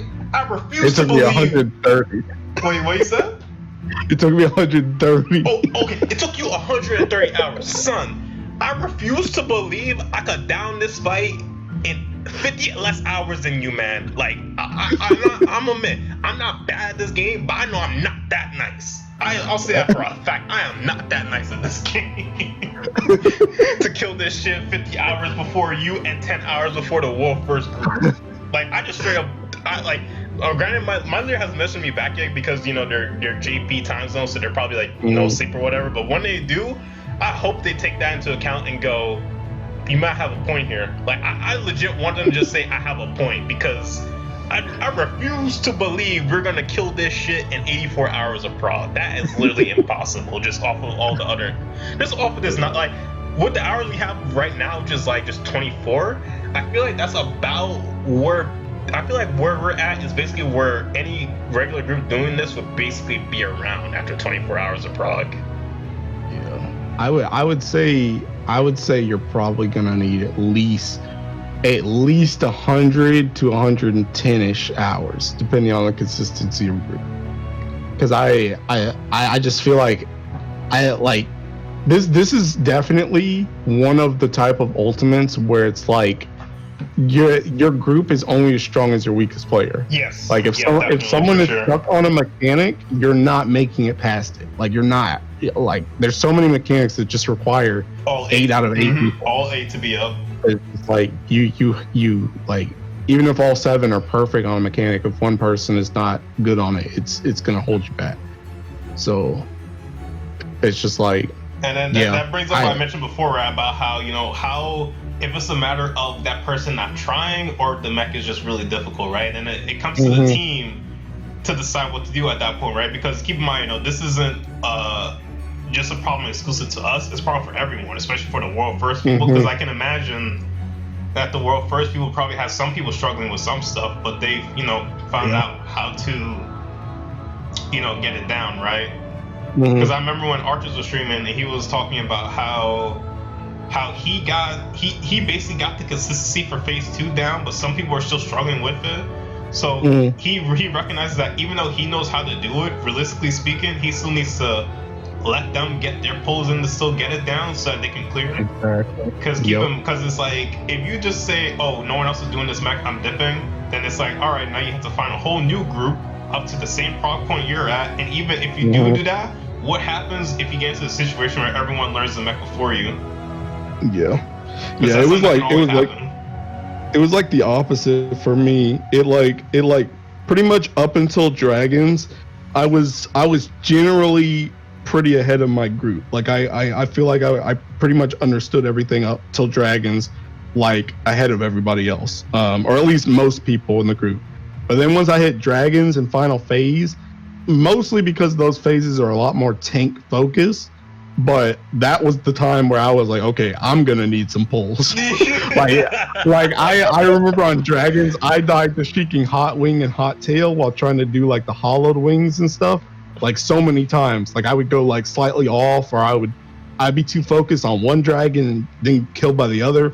I was like, I'm gonna need some pulls on this part. Yeah, like skill aside, I think what could potentially hold a group back from clearing this fight is just if they're willing to stick together long enough to get those hours in to build consistency. Because otherwise, it's just you're probably gonna just keep going from group to group at that point because you know you need so many hours of consistency to get these mechanics down. You know. Okay. And especially when you think about like what it takes to get into this fight too, right? Is that the devs literally said, if you want to do this fight, clear P4S. That's their way of saying, if you can do P4S, you can do this fight. You know, for all intents and purposes, right? So at that point, to me, it feels like one of those things where it's just you need to be able to set aside those hours to learn the fight, build consistency on the mechs prior to clearing. So rather than it feeling like a very massive skill check, it feels more like a very massive just consistency check of making sure you get through as much time as you need to practice the mechs so that you can actually down the fights. And you know, keep in mind, right, at least to the way I look at it is that when it comes to mechs, it's just a matter of time rather than skill to figure out, you know, just how to do it consistently enough. Because that's how I felt going through this Savage tier when it came to all the mechs in the Savage tier, where it just felt a matter of just the mechs not being impossible, just a matter of just doing enough pulls to get used to them. Like a good example I can think of is if you're like, you know, probably in P3S and you're going through Fountain of Fire, you want to make sure you know how to, you know, angle the puddle so that it doesn't kill the healer in their tower, and that when the burst spawns, you know how to, well, one, get behind the burst so you don't get hit by two bursts, and then two, know how you can stay in melee range to keep full uptime if you're melee. Right, or I guess one thing to think of is if you're like the main tank in that situation, how to move so that you don't move the boss around while you're having to do the mechs. Big thing for our group was definitely like there were multiple times people would say like, let's just get more reps in, because it's like we just needed to see the mechanics more and more and more and more to get used to it. And I guess another thing with that fight too is that it's like, let's say you're with your group from phase 1 and you all make it to phase 6 and you're struggling on phase 6. At that point, you look at it like we were able to do phase 1 to phase 6 with like no issues, and obviously phase 6 is still keeping us struggling. That one of those things like that tells me that the good aspect of a situation like that happening is that, you know, the second you beat phase 6, you're probably going to clear the fight. So that's like one of those things that can like help keep a group together, is just that if you can do phase 1 through 5 really well and really consistently, the second you hit through phase 6, you're probably going to down the fight in the same pull, like kind of what happened with your group. I think one that does kind of help for motivation too in this fight specifically, because like I said a couple times so far, is that I think that Depth of the Heavens into Dragons is probably the hardest like prog point. But the thing about it is, if you've made it with your group that far, it's like nobody really wants to leave at this point. Yeah, it's like, we've already progged this much. Because if you leave, it's like, what's the point, you know? We've already progged this much, so it's just like, even though you might be ahead of your, it's like, we just gotta wait until everybody gets caught up on it, because we really don't want to prog this with another group at this point. Like with that UCOM group I joined, like just as an example, it was just, I personally felt like I was doing like pretty bad, even though it was like my first time seeing both Nail and Bahamut Prime. But I looked at the fight timeline and I was like, wait a minute, we hit Black Fire? That's like halfway into the fight.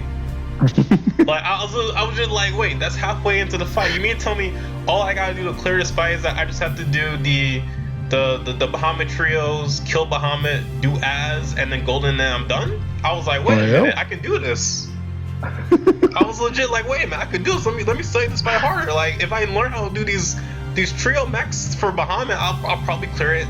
I'll probably kill the Az and then clear it, maybe. Like, holy shit. It was like when our friend Mizu was progging Uwu, she was like really demoralized at, you know, her fucking up in the fight and all this stuff despite how close they are. I looked her in the eyes and I said, son, you say you made up to Annihilation? Look at the mechs in the fight. After Annihilation and Suppression, then you kill it. You're literally 2 mechs away from killing the fight. Keep going. You're 2 mechs away from doing the whole fight. Like, you've made it too far. You can't give up now. Like look at the fight going. You are 2 mechanics away from killing the shit. Keep going. Yeah. When I saw people that were like, doing current, like doing P4S, and they're having issues, I was like, yo, you got to Act 4. Guess what? Finale curtain call. You're 2 mechanics away from killing the fight. Keep going. You're 2 mechanics away. Yeah, pretty 2 much. 2 mechanics away. I mean, it's good. It's good that it's like that though. Like it's pretty good, like design, I guess. Where it's like, it's not so overwhelming at first, so you kind of get like this sunk cost fallacy type thing. I mean, that's one way. Look, I was thinking about it as like prop points, right? It's like, oh, you're like 2 to 3 mechanics away from the fight dying. Just learn the 2 or 3 mechs, and then you get what you want. Exactly. Yeah. Get what you want.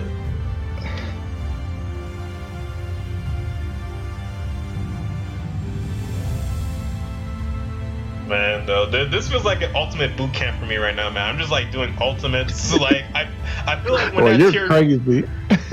Yo, son, I feel like when that tier drops, I'm just gonna be like super cracked up on doing ultimates. I'm just gonna be like, this shit is nothing compared to Dort.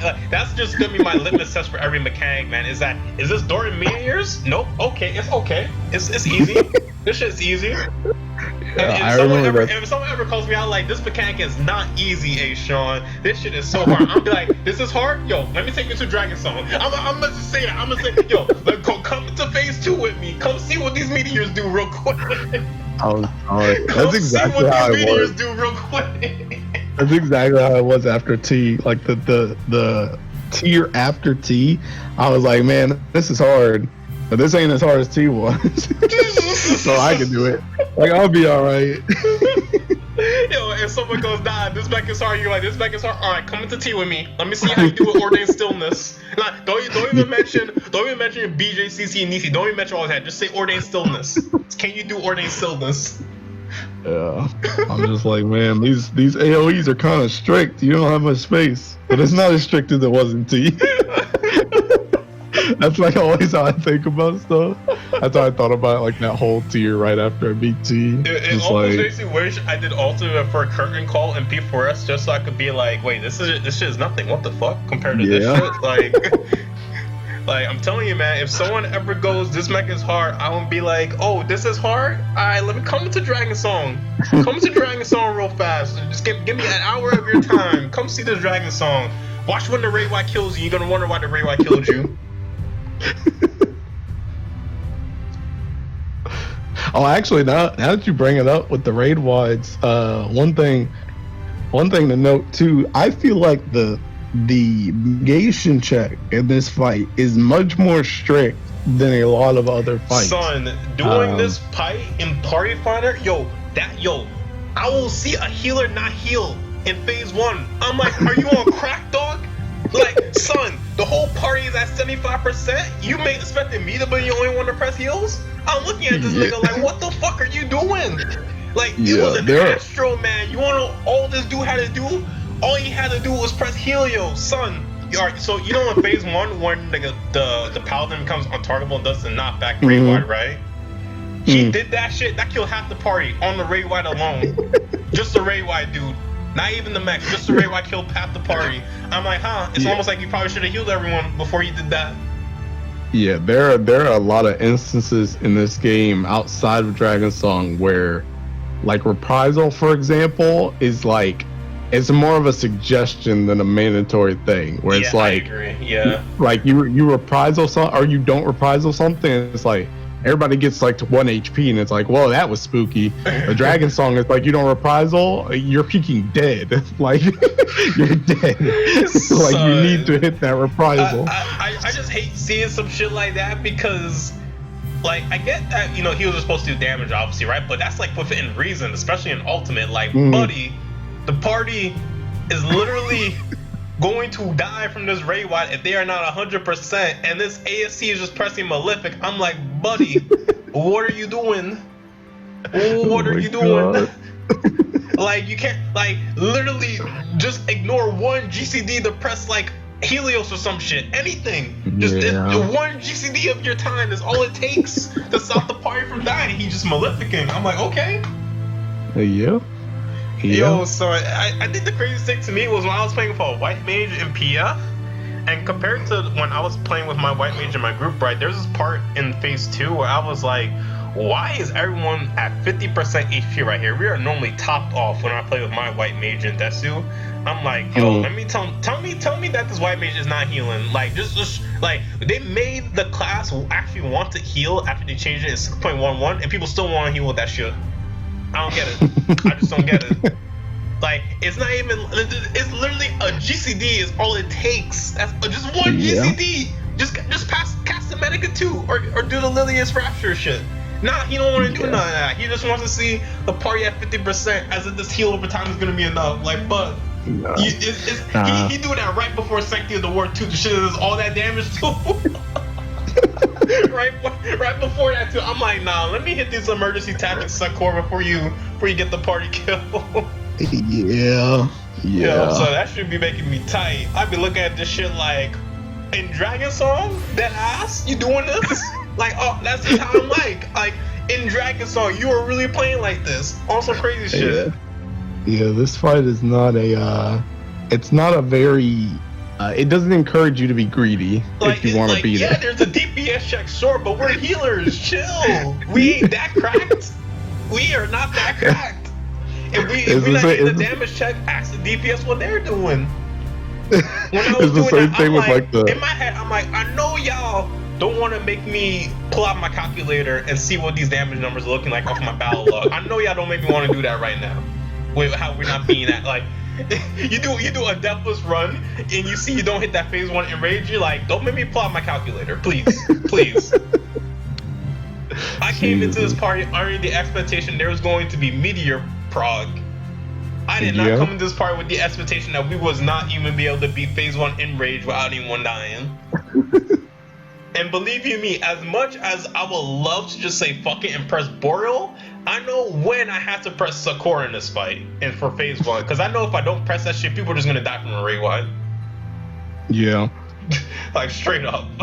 People are just gonna die from a Ray White if I don't cast a Sakura. Yeah, it's pretty restrictive in some spots. Oh man, this is a very fun encounter though, man. It makes me feel like they set too high of a bar for themselves when it comes to 6.3's ultimate. Because imagine after this ultimate 6.3 ends up being like a lot easier, everyone's gonna be like, damn, that shit was disappointing. I wish Dragonsong, was as good as Dragonsong, right? So I feel like it's going to be a while before they can beat this one. Honestly, I think there's two big reasons why. One, I think the story aspect, a lot of people liked how it actually like told the story and then like the alternate timeline. Which I think because it basically made it so that all the people that aren't able to proc for whatever reason, maybe they either don't want to do the concert, they're just like not good enough to raid like that. They were able to enjoy it. Like, just the spectator aspect of it, like they're just looking at they're looking at and cheering on these war programs, like, yo, keep going, want to see the next end of the story, right? Yeah, they want to see the next part of the story. Like, I remember there was this one person that was tweeting about how they had the stream open as if it was like a really breaking news story or something like that. They were like, what happens next? What happens next? Yeah, I think that's one thing, but I think that part can actually be replicated if they want to do it for a different type of fight. I think the bigger reason why it's going to be very hard to top this fight is actually because of the delays to this fight, because of like COVID and stuff like that. Yeah, because it was basically 2 years since the next Ultimate, and in that time we got something that was definitely more difficult than T was, definitely for sure. Because this was supposed to be originally a Shadowbringer, but now it became an Endwalker one, and I definitely feel like there were changes made for Endwalkers specifically, like when it comes to tuning. Like, I think for one thing, like the biggest thing for me is I feel like Dragon's Phase. I feel like tanks before would not have been nearly as comfortable in Dragon's Phase if it was the exact same Dragon's Phase in Shadowbringers as it is now. I feel like they definitely changed that phase from its initial release to what it is now, and I think it's better how it is now. See, but it's I don't funny think you it would mentioned that too, because would have been the same. remember the media tour where we got the leak of all the tooltips and we saw all the new things every class got when it came to healing and mitigation, and we were just like, if they gave us all this shit, that means that they're going to give us a raid that requires you to have to use all this shit. Exactly. And I remember someone else said this. I can't remember who I was watching that said this, but I almost fear what this. I think it was actually Mr. Happy who said it. Is I think this ultimate would have actually been a lot. Not that it would have been bad, but I think it would have been a lot worse if it actually came out in Shadowbringers. Because I think with Endwalker and all the stuff that every class got in Endwalker, I think they felt that they could push the limit a little harder than they could have done with Shadowbringers classes. So I'm actually kind of like, I think it was worth the wait, like, even though it got delayed so many times. But because it got delayed so many times, I don't think any other ultimate is going to be able to match it for a while, because they had so much time to like stew on this one and change stuff around. Because I imagine, like, even back in Shadowbringers, it was probably pretty close to being done. So by the time they got to Endwalker, like, they probably had more time with it already being like set up as a base to just change and tune stuff around, that they're just not going to have like the same amount of time for like a new ultimate going forward. Right, so, yeah. And then when it comes to the new ultimate, right, because, you know, like they said, 6.3 ultimate, so it makes you wonder, do they have the encounter already designed in mind? Or, because what I'm thinking is that when it came to Dragonsong, they said specifically that they designed Dragonsong under the assumption that the player gates got really, really good over time, ever since the first 3 ultimates and UCOB, right? Because UCOB was one kind of jumbled everyone up, because no one was expecting it to be that difficult. But now that we're all used to that, you know, even some people that just, you know, constantly, you know, re-clearing those fights too, they have to take all of that shit into account when it comes to more difficult fights in the future. So it kind of makes me wonder if 6.3, if they look at all the world progress for Dragonsong and how they struggle with Dragonsong, and then they decide to go, so do we make something harder than Dragonsong, equal in difficulty to Dragonsong, or something slightly easier, you know? It makes me wonder what their design aspect is going to be for the next ultimate in regards to that. And also, if seeing people struggle in Dragonsong made them change some things on how they do for the next ultimate design, right? Because you see, this one is very strict. You know, there wasn't much leeway. You know, learn certain things in mind is, you know, all 8 people have to be up for certain mechanics, or give a tank down for the count so that they can't cheese multiple mechs with just their invuln. You know, little things like that. I feel like it'll probably, not that I think they've made a precedent for themselves, but I think it'll probably turn into somewhat of a precedent, at least for this next like couple ultimates. Right, I think the next one will probably be not necessarily around Uwu level, but kind of like around Uwu level in terms of like puzzle from UCOB. The puzzle nature? Well, no. Like what I mean is kind of the difficulty curve downwards from UCOB to Uwu is kind of going to be the same as the next ultimate, where there's going to be a difficulty curve down from Dragonsong to whatever is next. Oh, like okay. I think the next one will be like at least somewhat easier than this one. Yeah, because it just makes me, and that type of thing makes me wonder if it'll make people feel more disappointed unless it does something like cool to make up for the easier nature of it. But it kind of makes you wonder, what can they do to make up for it being easier? The only thing I could think of is that they somehow make the ultimate so fun that people are okay with it being easy because it's just a fun fight to do. Yeah, I think the thing about it is, I think their biggest ploy with ultimate is, I think, just making you believe stuff or tricking you to do something that you're not supposed to do. I think that's their biggest advantage, because they started it with Uwu, where it's like you had to awaken them so you could like go through the entirety of the thing and not awaken them, and then it's like, oh wait, we actually had to awaken them to do it, and now stuff is different. And then they swapped it with T, where it's like you had to go and find the codex thing with the heart, where it's like you could get through the whole fight without doing that, but by the time you got to the end, you wouldn't be able to see the boss because you didn't have the codex. And then like with wasn't the thing with the codex that it allowed you to see your clones for fake calibration? Yes. Yeah. And I think it allowed you to see his clones too. Oh, so I didn't know. Okay, damn, I didn't know that about his clones. I thought it was only their clones. Okay. Yeah. No, I'm pretty sure if you don't have the codex when you get there, because he does this when you do have the codex, he just stands there and casts, and then what you're actually looking at is not him casting. You're looking at all the clones. So if you get there and you don't have the codex, he just casts a really long cast ball, and then he jumps and everything goes off because you have no idea what's going on. Is it I think possible to clear that fight without getting the codex? I don't think so. Technically it is. But yeah, because my thing about the codex is that it basically allows you to see what's going to happen so that you actually know how to not die to it. But if you did not have the codex, would you actually be able to still execute those mechs?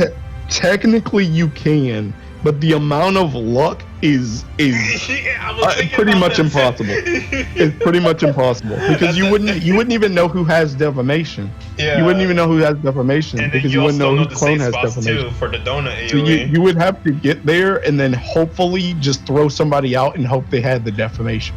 Like it's possible, but the amount of times you would have to do it is pretty much impossible to get it correctly. So yeah, it's not something you're gonna really be progging. I don't know anybody with that kind of time.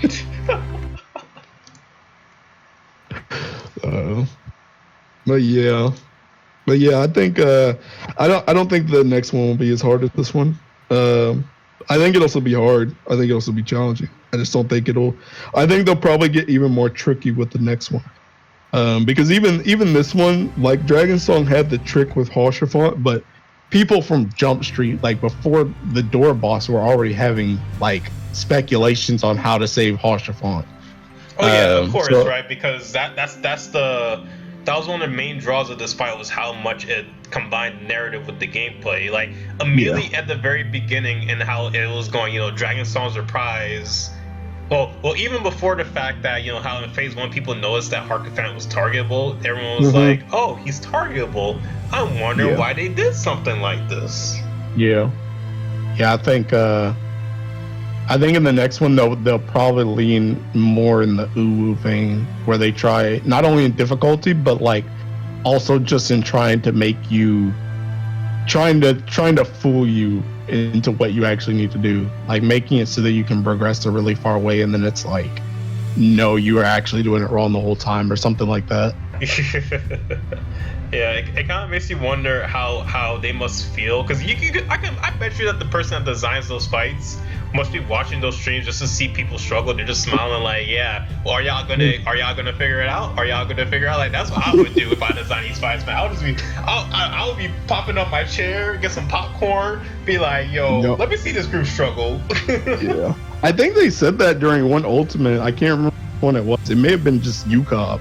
But I think they said it during one Ultimate where they were like, yeah, we were all watching the world race like with you guys, just to see what was going on and what went through you guys' heads. Yeah, because I can imagine one thing they always want to see is the strategies that we come up to deal with the shit that they throw at us. Because I know sometimes they're actually surprised at the strategies that we came up with and how it differs from the way they were expecting us to do, or the intended strategy. I wish that after like maybe a year after a tier is over, that they would just release what they were intending for people to do for a mechanic. Like a big example is in P1S for Intemperance, because you see how if the tanks were to try to do that mechanic normally, they just get a damage down. So it's like, okay, so if that is the case, was flexing the intended thing to have people do for that mechanic?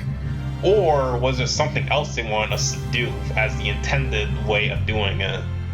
Yeah, like Arthur's had brought this up on a stream too, where for the meteor part, it feels like it's a mandatory knockback for like everybody besides the people in the middle. Like it's a mandatory knockback resistance, like arm's length or short cast. But he wonders if that's actually how they intended you to do the mechanic, or if everybody was just intended to get knocked back into their tower or something.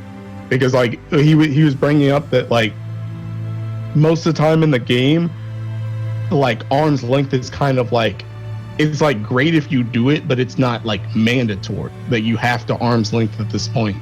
But like he brought up like this part, it feels pretty mandatory for everybody who's not in the middle already, just because of how everyone places their markers and stuff. But he wonders if there was another way that you were supposed to place the markers that they intended or something like that. It's weird, right? Because when it comes to something like that, you have to look at, you know, the restrictions of the mechanic, because the first part of the mechanic is that after those ice AoEs go off, you have to soak towers potentially outside and inside.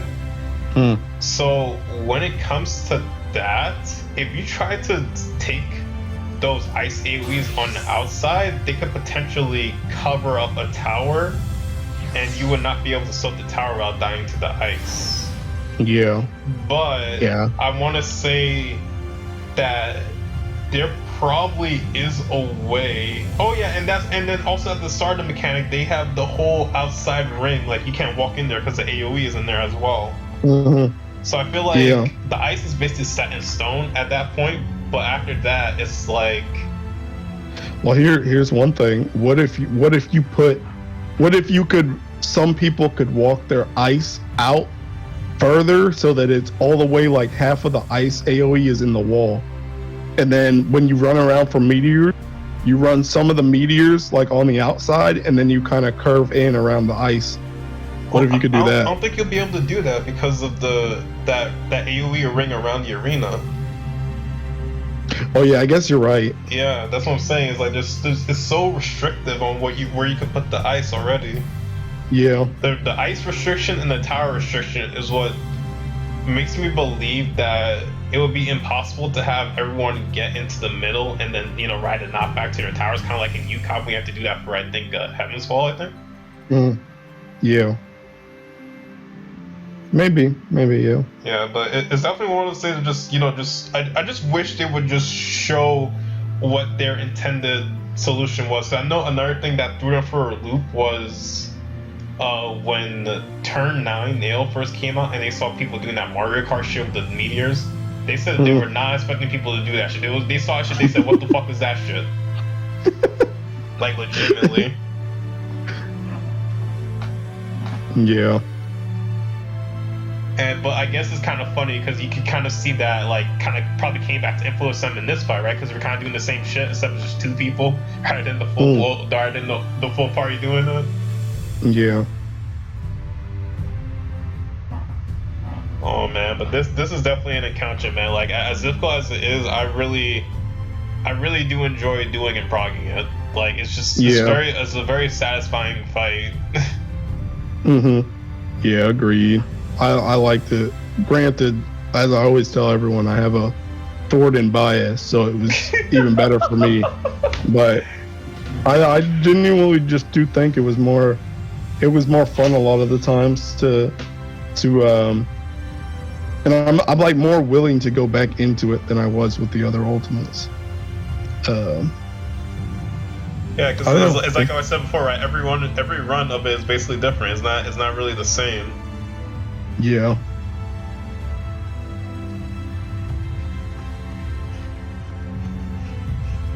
Oh man, this is.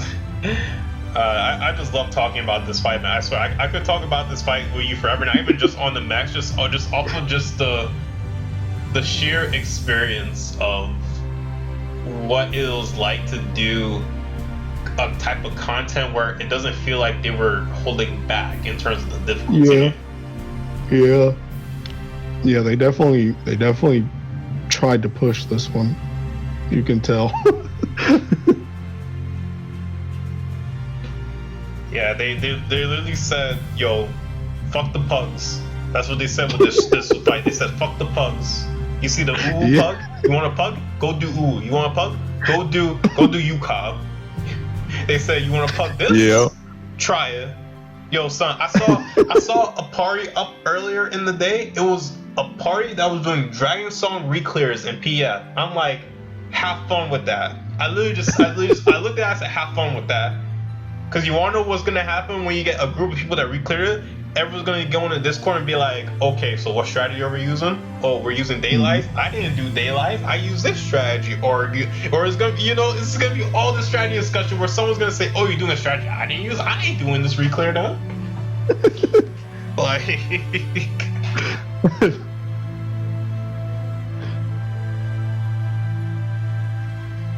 Oh, man. I want to say... I kind of hope they do the fuck the pugs approach if it means cool fights like this, cause yeah. I mean, I think it's worth it, to be honest, because it makes the game way more interesting. Yeah, because before it was like, oh, we'll just assign this role to do this, or we'll just assign this class to do this. Now it's like, fuck the pugs, figure it out, figure out who's gonna take a tower in real time. Yeah. You see two people go to the same tower like me and the random guy, I'm gonna tell him I'm going to the middle one always. If you see me in that stack, you know where I'm going before I even go there. Better hope I don't. Yeah. I looked in my eyes and said, you better hope I get the flare instead, because I'm going to that middle tower if I don't.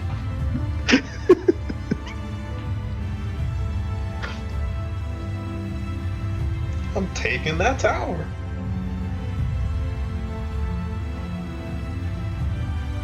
Oh man, I think I want to say I took up enough of your time though, even though this was definitely a very fun discussion to have. Oh, yeah, it was. To be honest, I was waiting for somebody to talk with about this fight like a lot, because I mean I talked with my group about it a bit, but I didn't like go into in depth and talk about my thoughts. And I had made a video about like warrior stuff, but it wasn't like fight stuff. It was just warrior specific. Just warrior specific. Yeah, cause I almost feel like I might have to talk about you again about this fight in the future when I eventually try to get a clear on it. Because I feel like my perspective is gonna change a lot when I eventually. It will. Yeah, it will. Because I'm already seeing it. Like I'm seeing it in real time, man. It's like, oh, I can do the meteors now. Holy shit! Finally, after all this time of me fucking dying, because I'm either it's always the same thing with me in fights, man. Where it's literally just me just getting. I like to call it lost in the sauce, where I'm just getting confused at where the directions are, because it's one of those fights where you're actually like doing a lot of movement to the point where you're just like, oh, I have to pay attention to north and south. Where's the A marker so I know where north is? I think a thing that happened that maybe to get more consistent is that every time a major mech happens, I'll reorient my character to be facing north at where the A marker is, so that I have a good frame of reference for everything. Because I feel like that keeps me leveled when it comes to just having to do the mechs properly. Before, what I would try to do is that I would try to look for a specific waymark and then use that waymark for the mechs. But what I saw what happened is that if I couldn't find that waymark immediately, chances are I'll probably fuck up the mech. Whereas if I know where north is, if I know where north is, I know where everything is, because that's north, baby. North won't ever fail you. North will not ever fail you. I saw on everything. Pretty much, yeah. So I just started doing that, and I got a lot more success off of doing that. Yeah. Finding any tip or trick you can find, in the fight, to keep yourself consistent is really good. Yeah, and keep in mind, it took me a while to figure that out, just because I think one of the hardest things about Phase 2 when you're learning it is having to keep track of everything, man. That the more specifically the trios with the Dark Knight, because you have so many things to keep track of. You have to keep track of, do you have to swap or not? Are you in Light Party 1 or Light Party 2, with the sword thingy, if you got Mark 4 or not? Where the eyes are looking at, making sure you're in the first initial safe spot too, and making sure if you have to move clockwise or counterclockwise depending on where the knight is. So it's like you kind of have to get to a point where you can get all these sources of information in maybe 3 seconds. Yeah. Because otherwise you're just gonna be so confused and probably miss one thing, and then that one thing you miss is probably gonna be what kills you. Yeah.